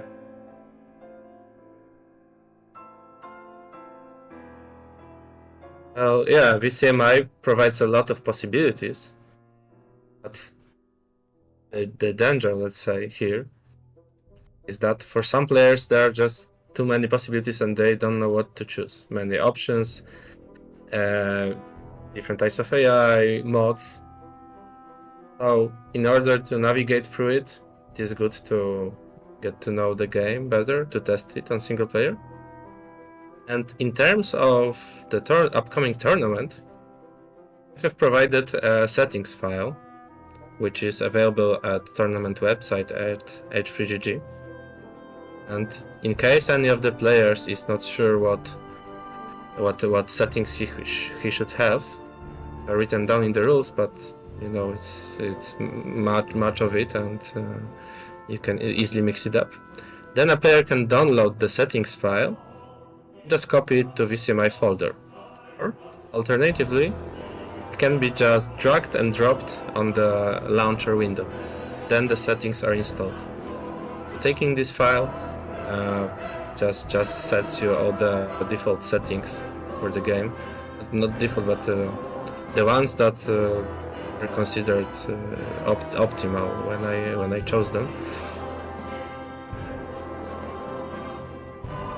Yeah, it's a bit tricky that some of the features VCMI offers are just for convenience and ease of use, and some actually affect balance, like where the player can see how auto combat can be played. So it's always a bit tricky because everyone requests some different feature, and then they all need to be made optional and eventually balanced. So in the tournament, every player has a same chance and plays with same settings. So that's another challenge, and it all needs to be thoroughly tested just to make sure that it works for tournaments. But finally we have one mod and one setting file that sets it up, and yeah, it took some time to just test and prepare this mod, but now every player can create their own mods, but also there can be different mods for different tournaments, and so on and so on. So yeah, the end player just doesn't need to know everything about the game. They just install the mod for the tournament and they are ready to go. And I must say, I love the idea of testing by playing, and what VCMI makes possible is to create tournament with certain specific rules, and the subject of the tournament is then testing and basically learning by playing and getting feedback. This is something what we miss in Heroes 3 actually, to have a possibility to support creators to make a good direction in development. Right now, Horn of the Abyss is very closed.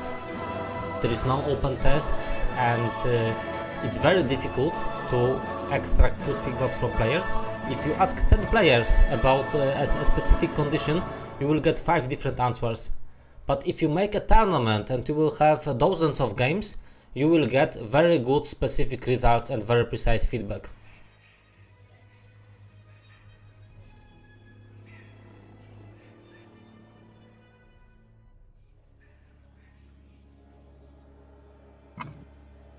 This Jib's Cross tournament is only the first one, and we are only starting, but hopefully by the next VCMI version we will match hotter, and possibly with the future versions we will surpass it, because that's our goal.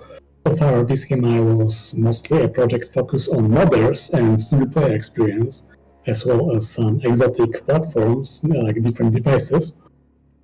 But when it comes to PvP, we're only starting, and the progress is moving fast, quickly.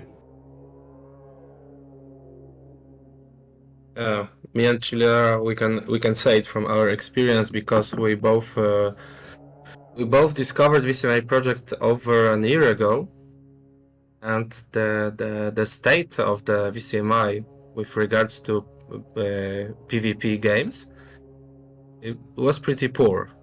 There were many missing features, but a lot has been done since then. So as you said, the progress is really fast, and yeah, there are always players who will have negative opinions. They have the right to it. Many players complain about VCMI because they compare it to Hota and say this and that feature is missing, this works worse, and so on and so on.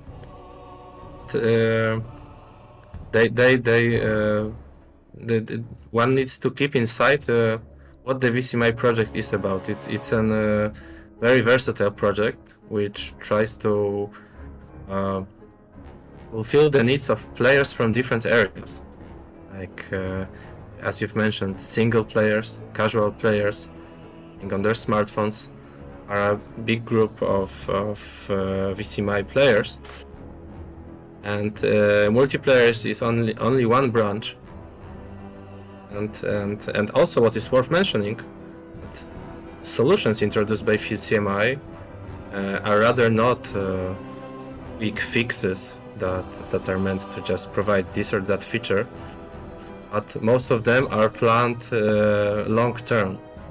Like the universal features are preferred with good extensibility and modability. I understand your point of view when you mentioned that spell rolling, the feature that some would love to see, is actually not the priority, because it's a kind of just, you know, it's a specific feature that you add to a game because some group of players requested for some kind of template. But it's not a universal one, and there are many other things that needs to be solved in VCMI to make it better, that are more of a universal character. But yeah, still the progress done in the multiplayer mode in last year is just tremendous. So it gives hope to more improvements in the future.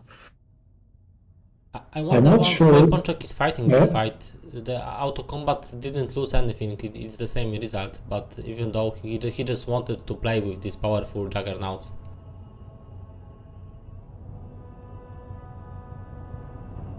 He definitely likes to test the strength of juggernauts, see them in real action.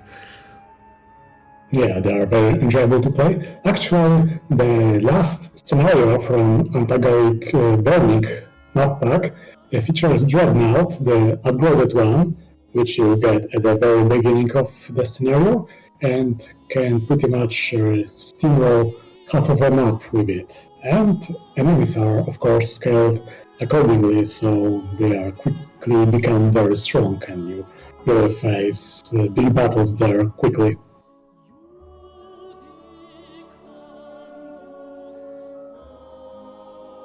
I think it's also entertaining to see players clean map with something stronger than angels.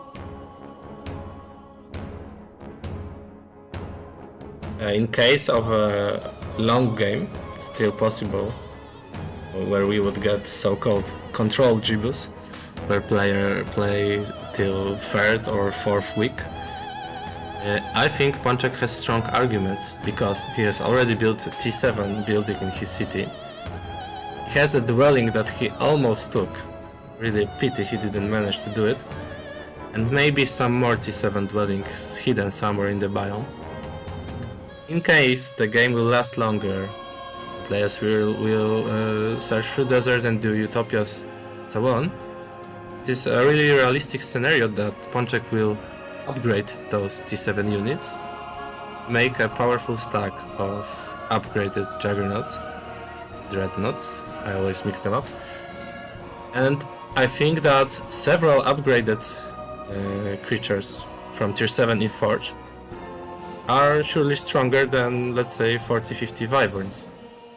So it's definitely not the scenario where you just sacrifice one stacks in banks to get better stacks and push the tempo, but you can use those creatures long term because they are so strong.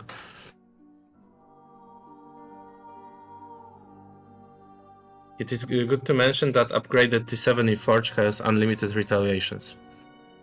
So killing it with magic is the easiest way in the fight.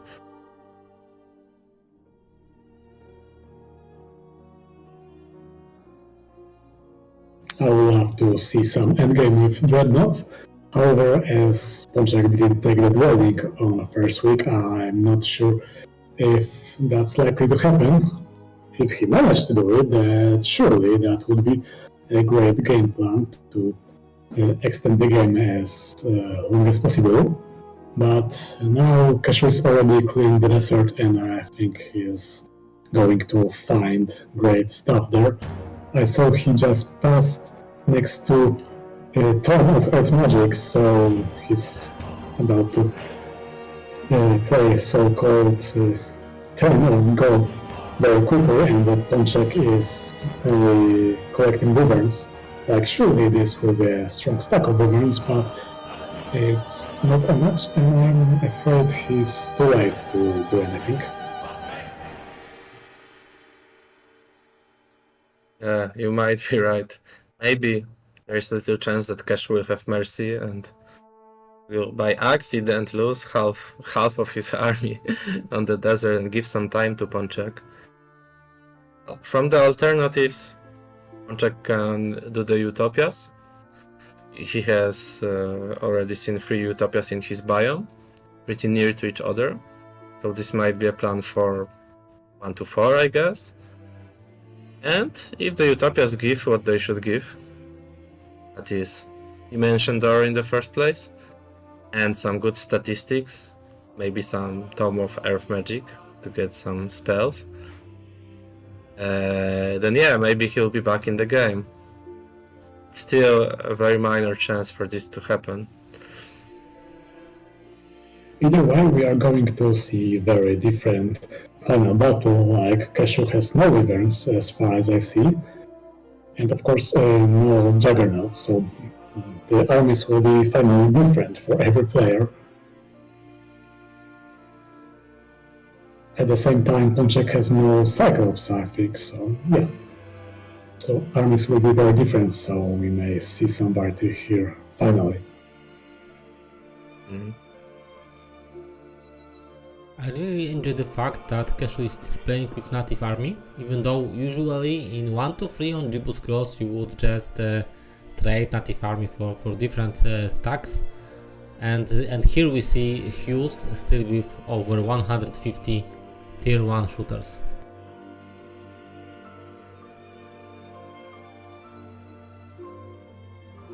Well, this surely will make the creator of Ruins, Fiorin, happy. I hope he will see the recording of the game. Already informed him.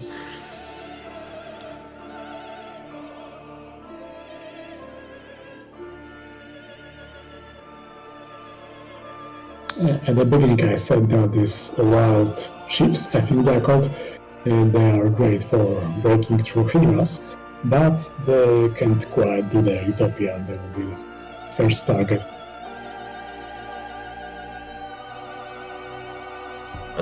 Ponczek desperately needs an Utopia or some decent Naga bank because he has no money. He has some resources to convert to gold. Classic PvP tactic. But yeah. Right now, Ponczek is amused by scrolling possibility. I can show it just for a second. So he is enjoying every pixel of new buildings and the terrain. Maybe he has some Minecraft past, I don't know.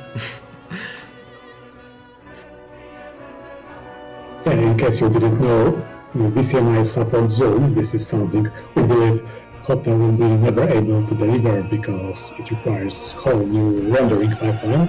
However, you can zoom them up in and out, so this may be handy on large maps. Also, in the future we hope to implement some smart upscaling, so there won't be just pixels, but the quality of zoom graphics will actually improve.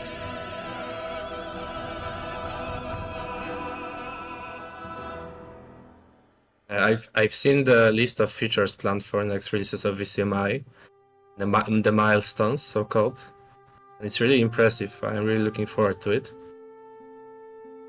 Of course, mostly for the random map generator improvements, which for me personally is the most interesting part in VCMI, because it's something completely new and offers new possibilities. But the quality of life improvements are very nice. Oh, random map generator is on me, like I'm the main developer of it, and probably no one else could add some really interesting features to RMG, but also surely we know that it's a key part of every PvP game to be able to generate a whole new template. Hota introduced quite a number of different features to be able to set up a number of objects of every type or every zone, and that's very important to create new templates such as 1 Minute Madness, Conquest, to name a few. Also, mirror maps are not yet supported, but I think we can live without them for a while. Also, yeah, Ponczek is having fun with Zoom. And keep in mind, the game is still full playable. You can click everything, and the rest of the interface looks intact. Funnily enough, this smooth zoom was initially developed for smartphones, which come with high resolution, but yeah, you can use them on every platform. This is one of the advantages of VCMI, that you can use all the features combined with all the other features on every platform, on every mod, and so on and so on. So once we implement one possibility, it becomes available everywhere for everyone. So it's like a snowball.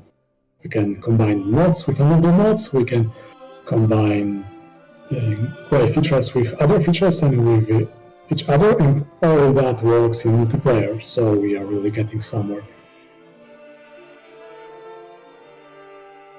I think that if Keszu played in this extreme zoom mode and Keszu with normal resolution, Ponczek might have chances. Maybe he can offer this increased difficulty for Keszu. But as I see, Ponczek is really enjoying it, so.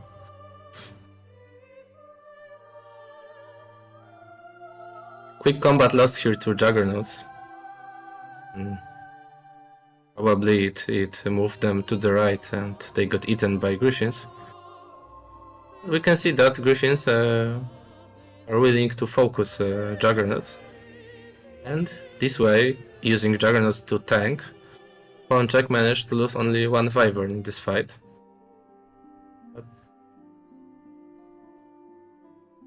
let me mention the new skill that he picked. It's which is one? Hexes? Was that this one? It reduces the morale of luck of enemy army. Yeah, luck. Reduces luck. Yeah, originally there were two features, intimidation and hexes, and one of them reduced morale and the other reduced luck. However, we found out that morale reduction is just too powerful because the chance for getting low morale is really high and it really freezes all the opponent's army, so it's overpowered. So now both abilities were combined into one. And of course, you can add any number of secondary skills in VCMI and configure them as well. I think in this particular mod for PvP balance, this sorcery was boosted, so now it gives the double of bonus to spell damage to be in line with offense. To be precise, in PvP balance mode, finally, in the latest version, the Hex's skill is kept as originally planned, reducing 1, 2, 3 luck points on basic, advanced, and expert level correspondingly. But the intimidation skill was nerfed. It is still very strong, but I think it's good that there are strong skills and weak skills. I don't think it's overpowered now.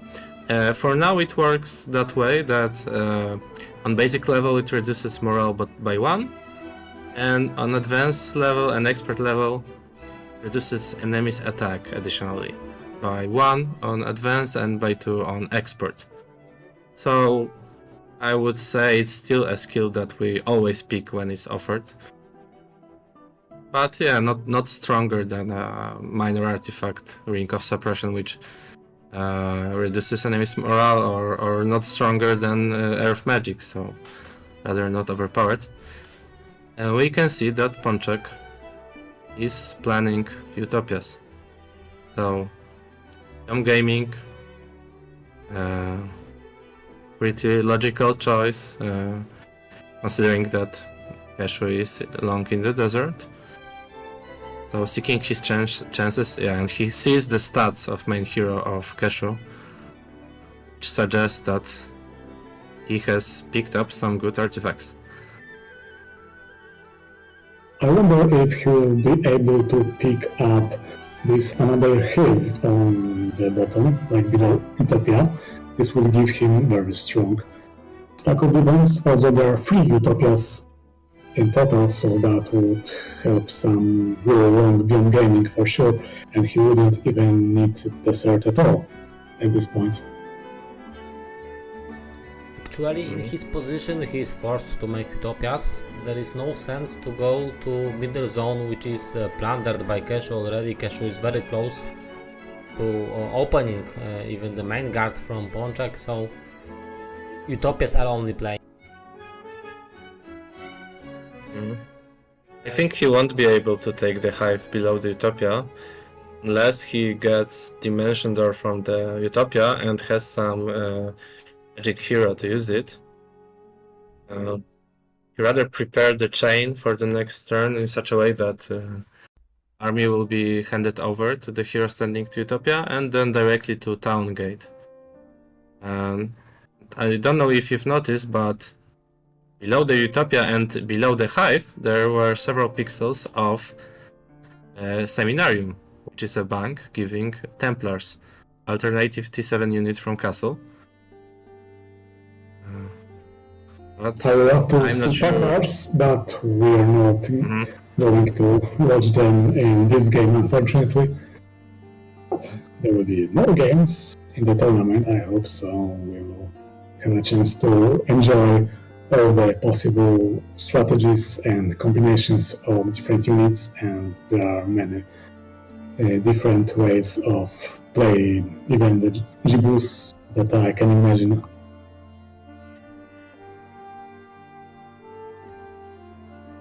Keszu is already feeling so strong that he has a fight with a horde of Nagas with first level hero. 8 angels, some statistics, some basic spells, and still very strong. Wildman dealing damage, maybe even more than Cyclops. I'm not sure if you noticed, but in the spellbook he has a vampirism spell, which gives units the ability that Vampire has. Nerfed, of course, but still it allows units to regenerate. I'm not sure if that's... He has it from Earth Tone. Right.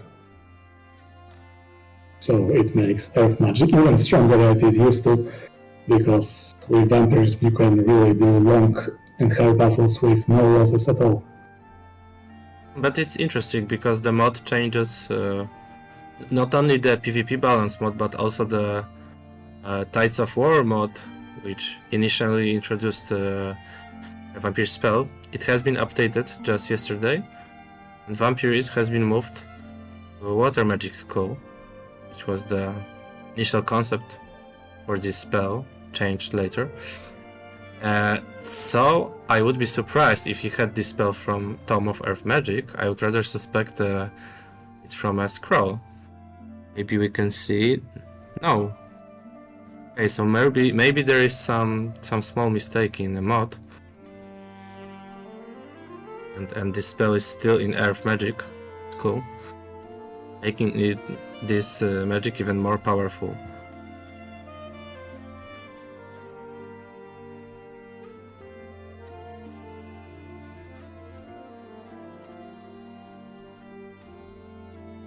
I think Keszu is going to try Golden Utopia. Even if he doesn't need it, it would be great content for the stream. So I hope we have a chance to watch this battle. Oh, Yeah, with the statistics. Yeah, Dreadnoughts are upgraded Juggernauts and they are really, really beefy, so this fight will be tough.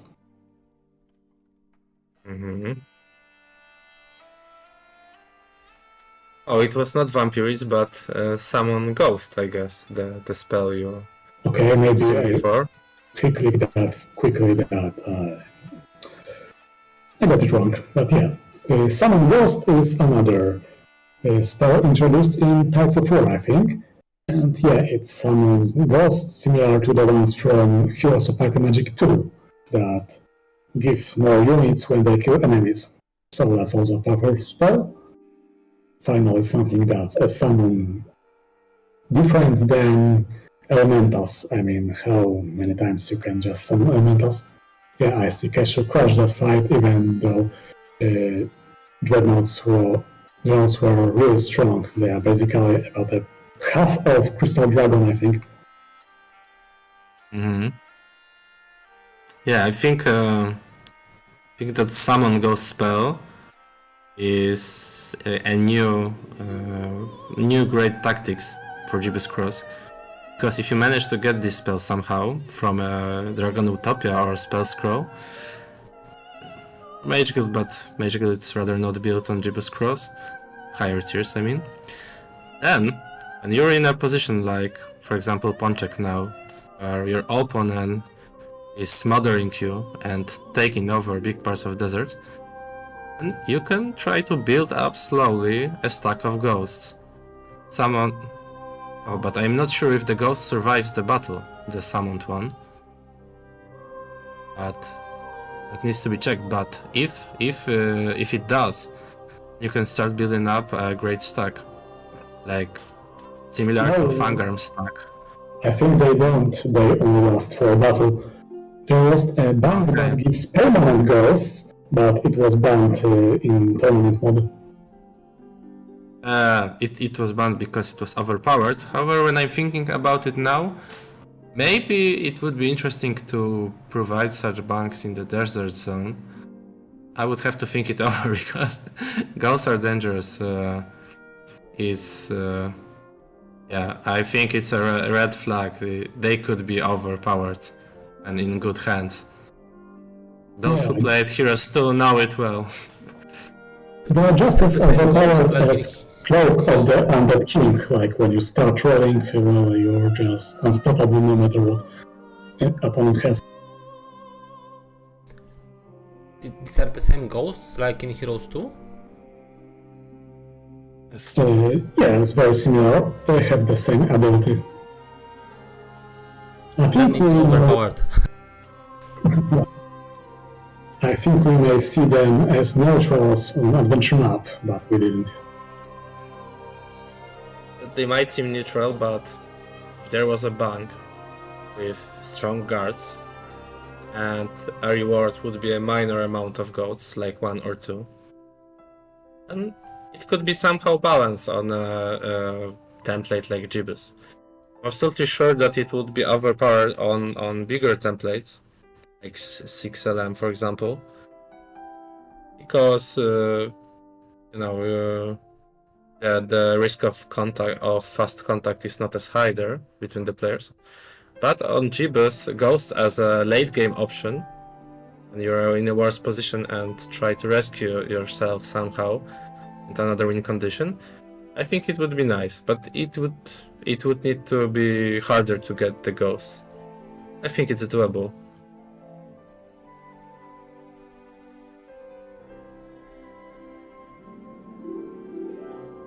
I think Golden Utopia is a perfect example of high risk or high challenge and high reward building, and we don't need any ghosts anywhere in this game, especially not in PvP. Yeah, they can be entertaining in single player, but certainly not in PvP. The Ghost could be balanced somehow theoretically, but in practical terms, there is no need to add additional content of this kind, as you said. And we see problems in Utopia due to negative morale on Wyverns.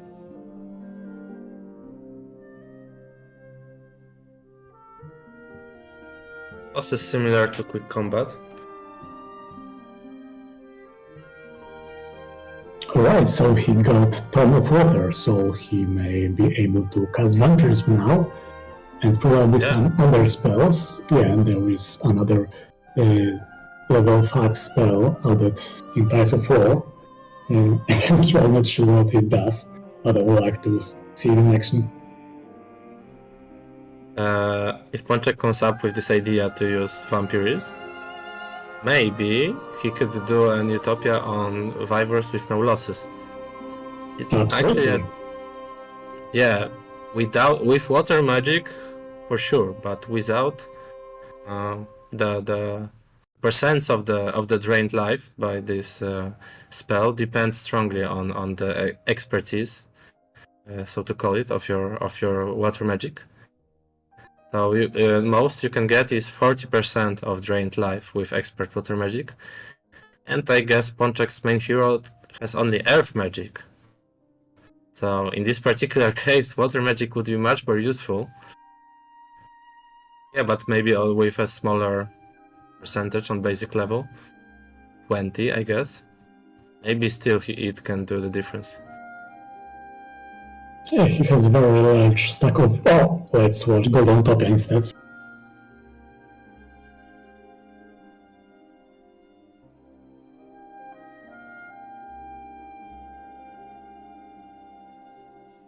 Yes, Resurrect from Tome of Earth Magic, so not afraid at all. Even though dragons hit hard, they are no match. Would lose 3 angels with no resurrect, so it would still be worth it, I guess.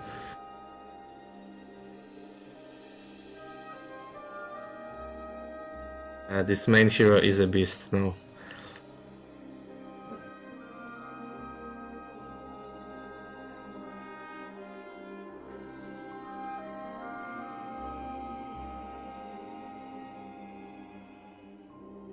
Okay, let's watch. Not all the rewards fit in the window. There are so many of them.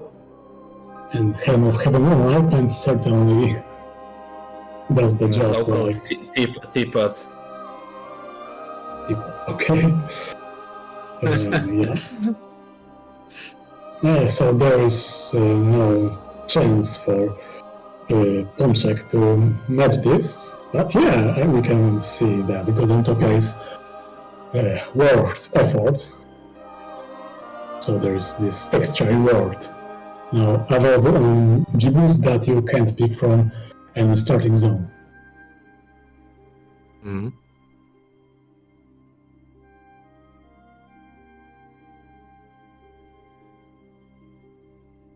It's interesting to mention that the models of Golden Utopia graphics or this Demon Domain back both have been done with use of AI.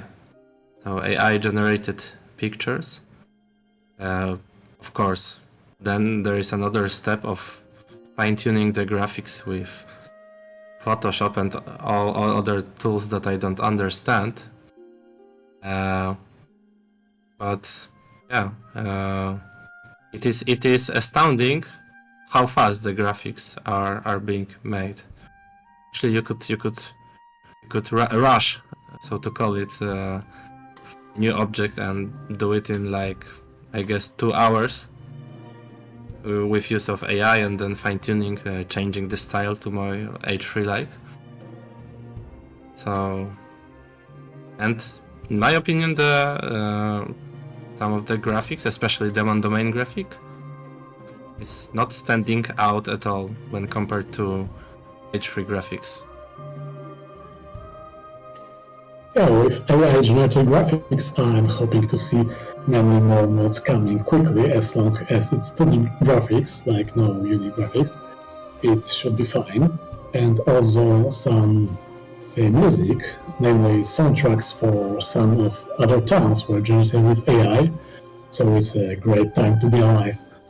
On our part, we did everything to make adding new content to VCMI as simple as possible, but we can't, as a core team, we can't create new graphics, so it's all up to modders.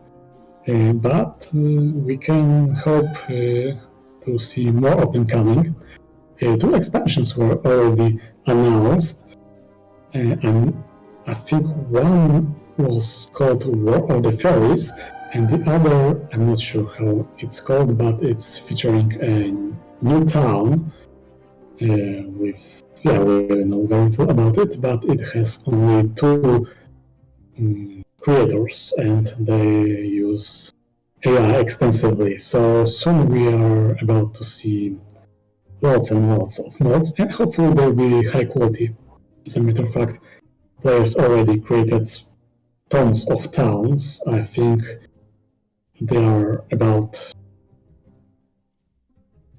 17 in our launcher, however, not all of them are the quality that I would recommend, but surely people always wanted to add new content and they keep doing it, and VCMI engine just makes it very easy for them.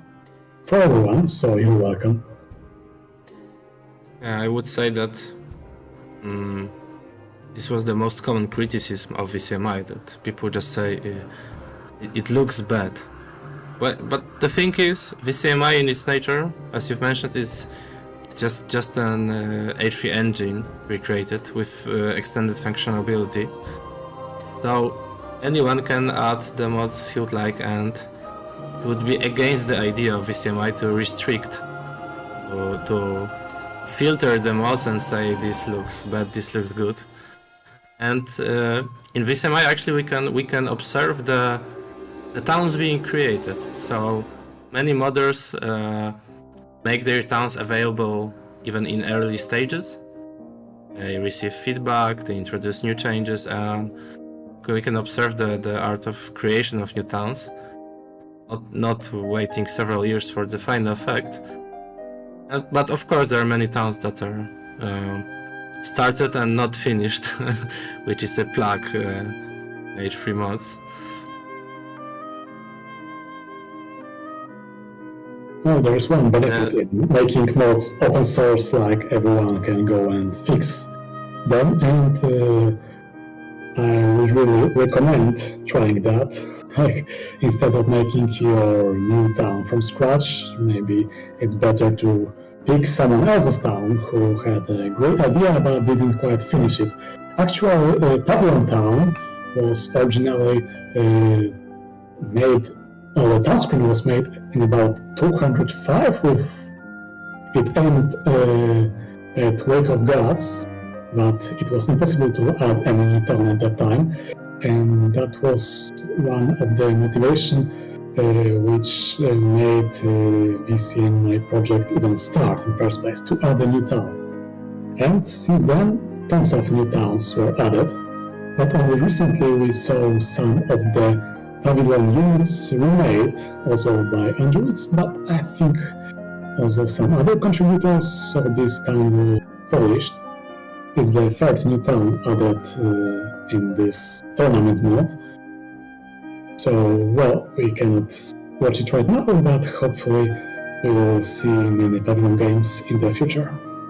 But certainly is now a good quality town, maybe except Tier 2 unit, and yeah, it's worth watching. Yeah, I can confirm that Pavilion is really polished, like you called. The problem of this town is that for some players it just doesn't have the Heroes 3 vibe, but I think this is incorrect, because I think I've seen some of the Pavilion units in Might and Magic, like Anubis. And basically in Heroes 3 World we have a lot of variety, and actually it's hard to say what really has the H3 vibe.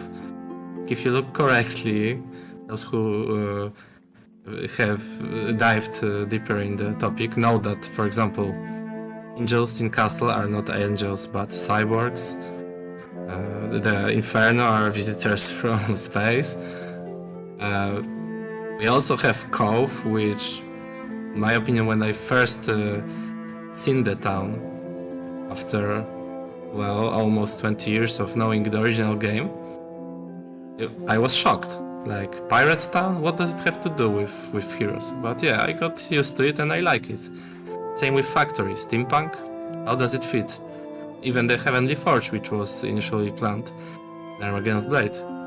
So, when you think about it, this desert theme of Pavilion, which seems strange at the beginning, actually has much of H3 spirit, which has got great diversity from the beginning. Yeah, I think Pavilion matches original game just because it faithfully follows Egyptian mythology and all the architecture, gods. Yeah, it really matches the theme. Like, there are creatures from Egyptian mythology. There are heroes which are humans with animal faces. Yeah, I think it really fits together with a lore. Like all the basic towns of Heroes of Might and Magic follow just some archetype of common mythology, so Pavilion does the same.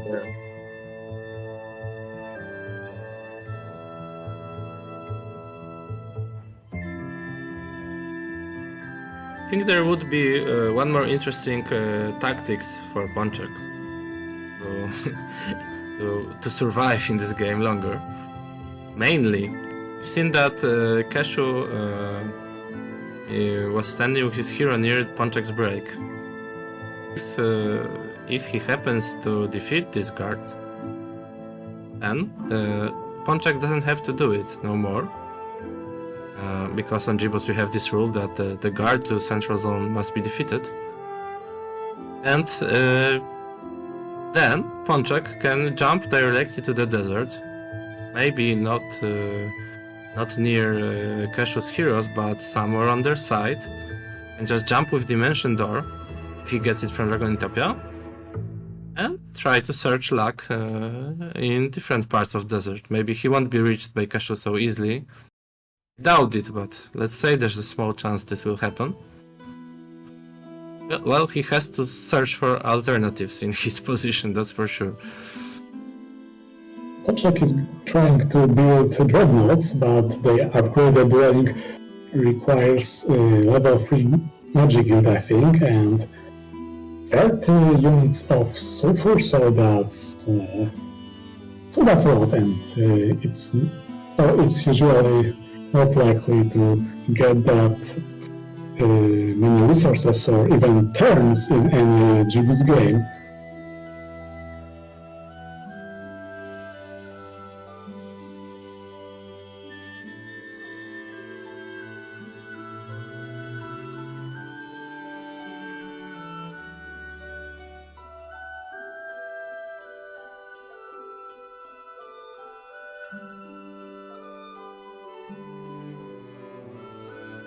Okay, these are ghosts, but they are not best fit for this battle. Ghosts are deadly when you're fighting enemy stacks with just tons of low-tier creatures. So they are basically necromancy in a stack. But against dragons they are not that good, but we could already notice that when two red dragons died, 2 ghosts rised, so they can survive for a while, especially with the stats.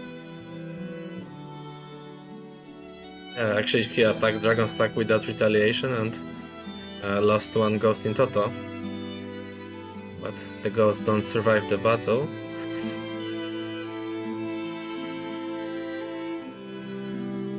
Well, and Angelica is collected.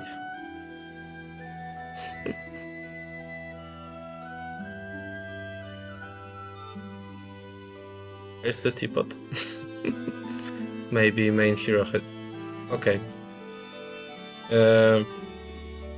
I guess he lost. Oh, okay. The artifact was assembled. I was afraid there was some new bug.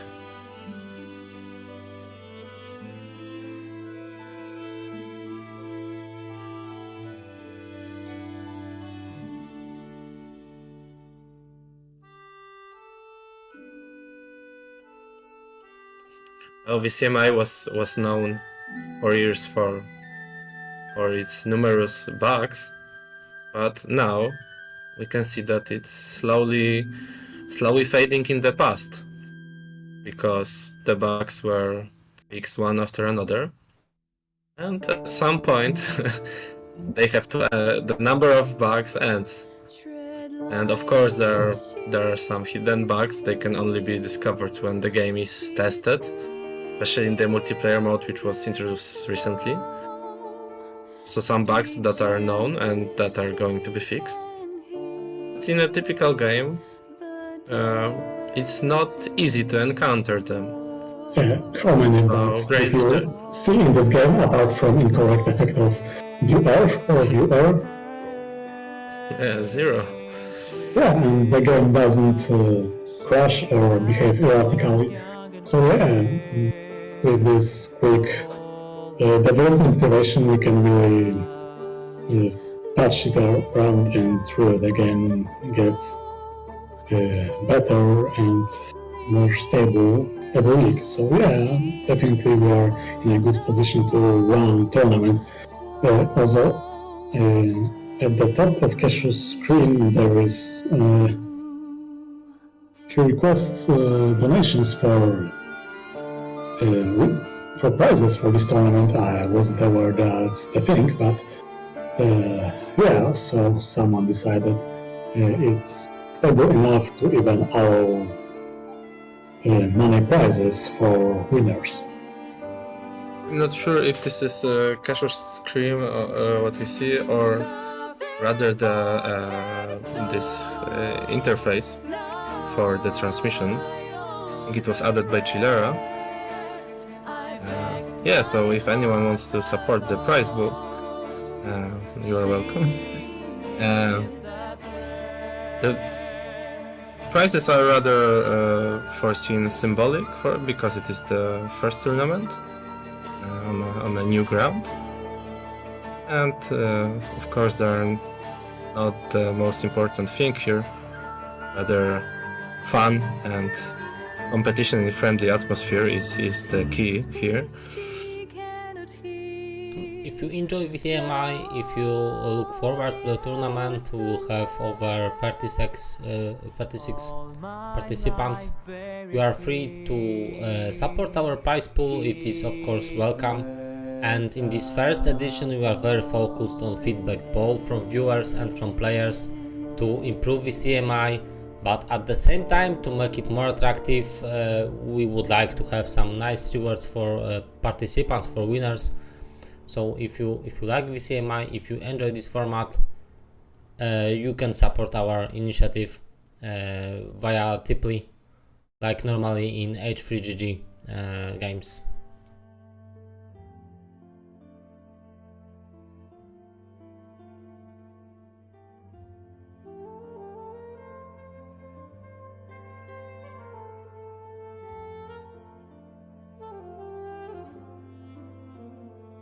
Are we going to actually see the Templar Bank opened? I don't think that will help Ponczek, but yeah, certainly it's interesting content. I think Templars might be useful in the Utopia, but no, he doesn't have enough move.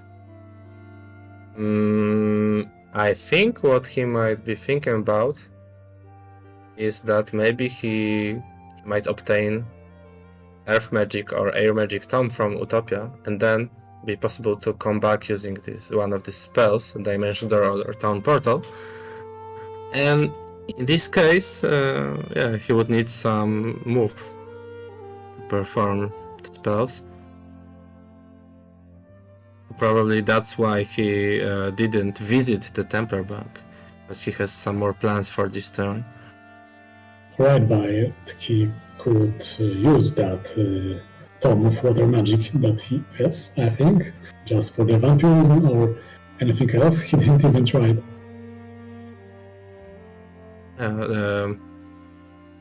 Yeah, I guess he didn't consider it, but still he would not have enough mana to cast Vampiris and then eventually Town Portal, I guess. Oh, so he's chaining back the army.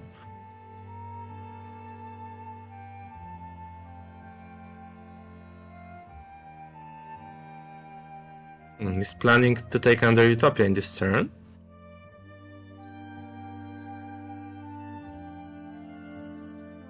His army strength is rather decreasing, unfortunately. Yeah, but vampirism would make this Wyvern much more. So I think it would be possible to make all of them survive, or at least a large part of them. Oh, now he discovered vampirism. I didn't play. Yeah. Yeah, he might just have forgotten about it. Thought he was sparing mana for this control spell, but maybe there were just no plans because he didn't realize. And 15 Wyverns might have been alive.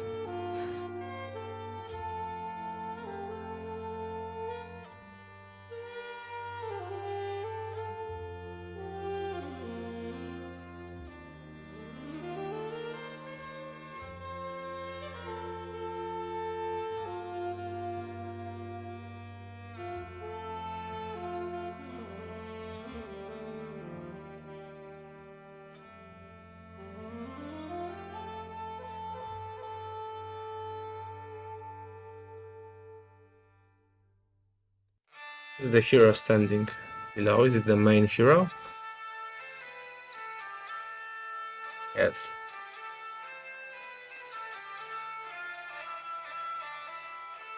It's intimidation, which will be useful in the Utopia because the dragons have neutral morale because they are from mixed faction. And it's And with And with intimidation, -1 morale for dragons. So hopefully they will all minus morale.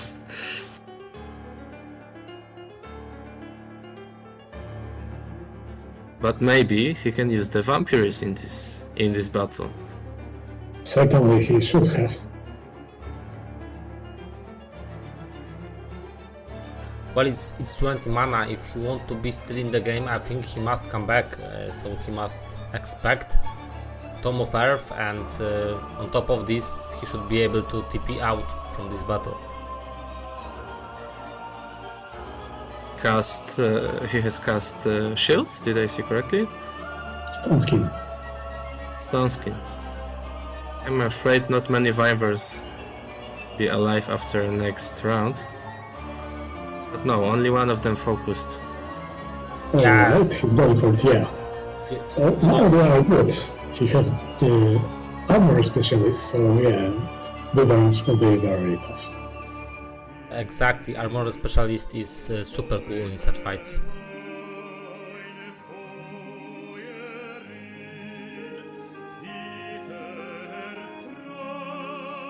I think he saved at least 20 Vivers, but oh, what a bad luck. This is That's crazy. a very bad luck. It's very unlikely to get same artifacts in one bank.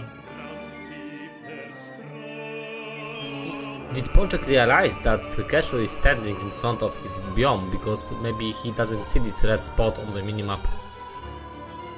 Wait, he got a ton of fire and he's got this orb of fire here, so maybe that's one possibility to at least match him.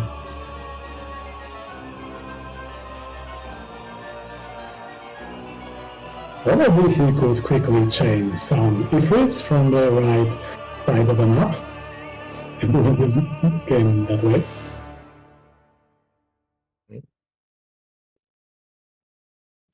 How do you think? Would Ponczek have a chance of winning this game with different gameplay, with a different plan? Or he did his best and just map didn't offer more? I think Ponczek realizes that he had fairly good map, he just failed to execute it properly.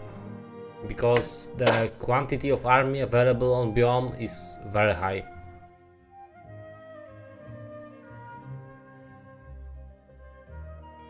Definitely had problems with starting the map, doing the first bank or the first dwelling.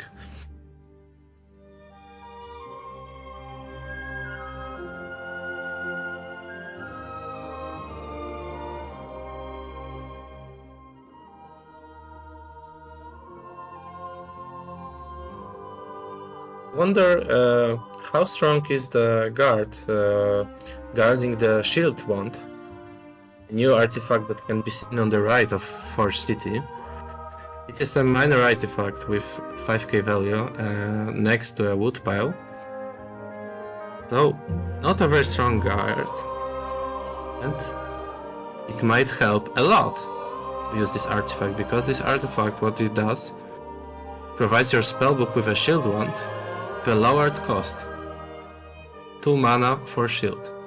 So in the fight where Alamar or later Nodens was fighting, we could have cheaper shield, and in terms of several fights could spare a lot of mana and, for example, cast another resurrection. And so yeah, interesting what would happen if he would obtain this artifact in the first turn and use it throughout the first week. Even if he managed to defeat the dwelling guards with only one goblin remaining, he would be in a much better position to start with all the juggernauts and just clear everything quickly from them.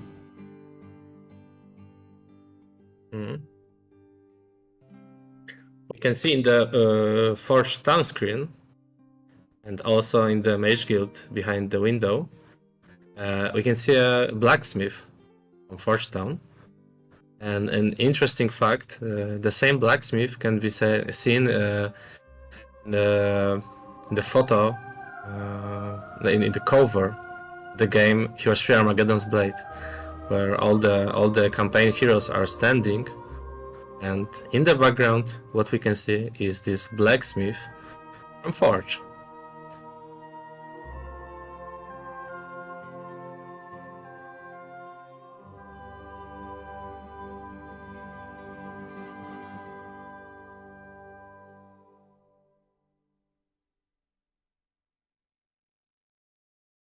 Ponczek definitely wants to test the guillotine video in VCMI.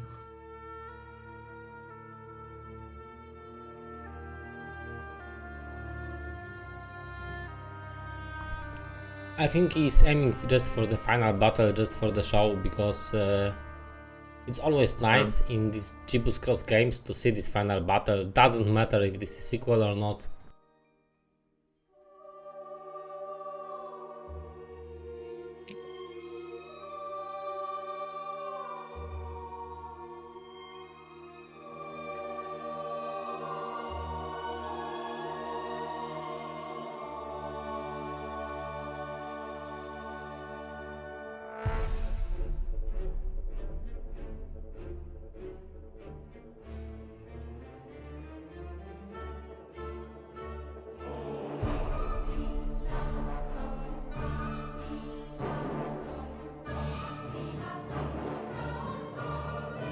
Alright, this one will be quick.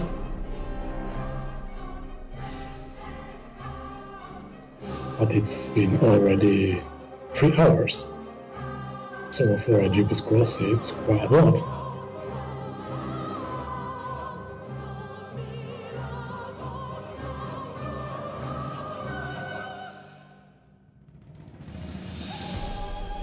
Okay, that was fast. Classical Gibus finish with implosion.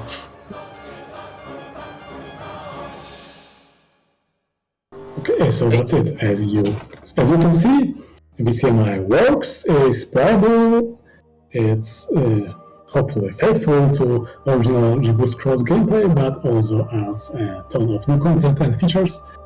So just go and sign up for the tournament if you didn't already. That's it for today. The game was quite cool.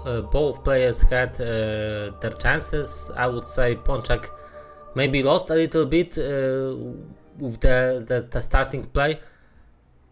For all of you interested in VCMI tournament, please stay with us for another 5 minutes. We will play a tutorial video about VCMI. We have already 2 of those.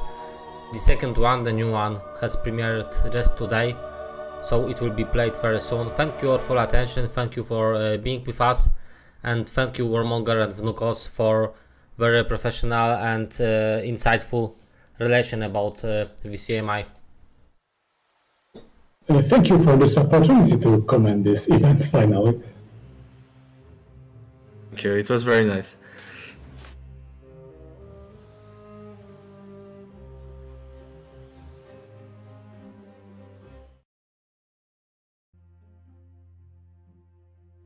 VCMI is an open source project which is recreating the Heroes of Might and Magic 3 game engine from scratch, while using original graphic, sound and text assets from Heroes 3. This approach allows to overcome several limitations of the original game and to extend its functionality. In this video, I will tell you about improvements that are offered by VCMI. VCMI runs on multiple platforms, including Windows, Linux, macOS, iOS and Android. You can easily play it on your computer, phone or even some ebook readers or game consoles. Installation of VCMI on a PC is explained in detail in another video. The link is in the description. For installation on a smartphone, you need to copy original Heroes 3 files on your device and use VCMI installer from Google Play. You can also use H3 installer from GOG.com instead of copying H3 files.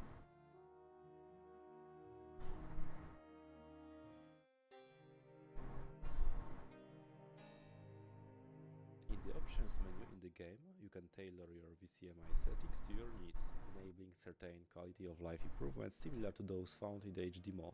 For example, shortcuts for easy army management, quick combat option, or convenient map scrolling. It is worth mentioning that VCMI offers options for higher resolutions. This includes interface scaling and other GUI enhancements, which improve the gaming experience on modern displays. You can change game resolution during the game, and moreover you can zoom in and zoom out the map easily with mouse scroll.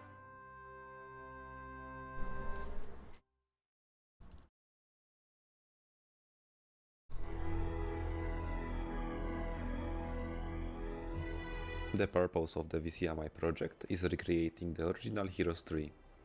However, some aspects of the game are designed anew to enhance the user experience.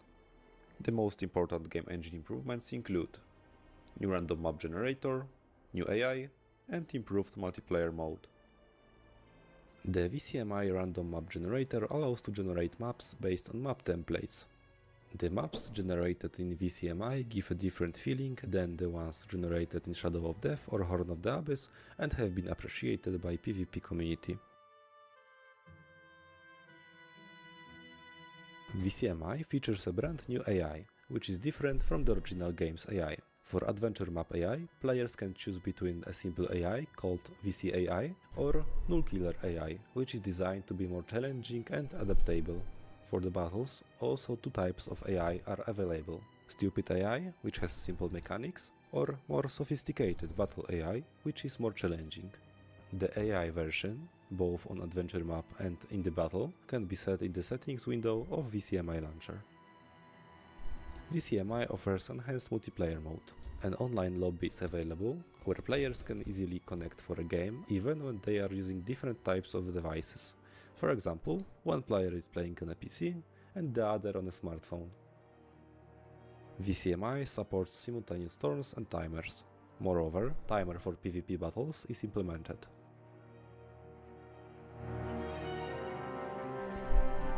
One of the main goals of the VCMI project is to provide a platform for easy modability. In VCMI Launcher you can easily download various mods that offer modifications for practically every aspect of the game.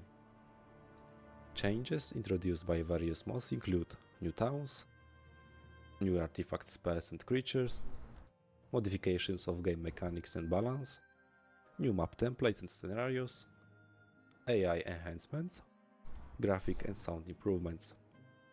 Popular mods, Horn of the Abyss and Wake of Gods, are implemented in VCMI, but for now only a part of functionalities introduced by these mods is offered. Modding is designed in VCMI as simple as possible. The main part of the mods are JSON files, which modify different aspects of the game. They have very logical structure and are easy to understand. Anyone can make their own mod. Programming skills are not required at all.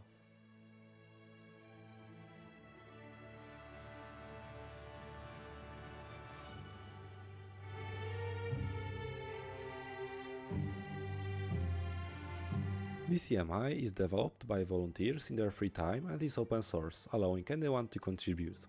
If you are interested in developing the project, you are welcome. You can work on a chosen aspect of the game that interests you for as long as you wish. As a VCMI user, you can support the project by reporting bugs or suggesting new features on platforms like GitHub or Discord. You can also create new mods, which can be later added to the mod repository available in VCMI Launcher. For more detailed information about VCMI, you can visit the official VCMI site or VCMI Discord server. The links are given in the video description.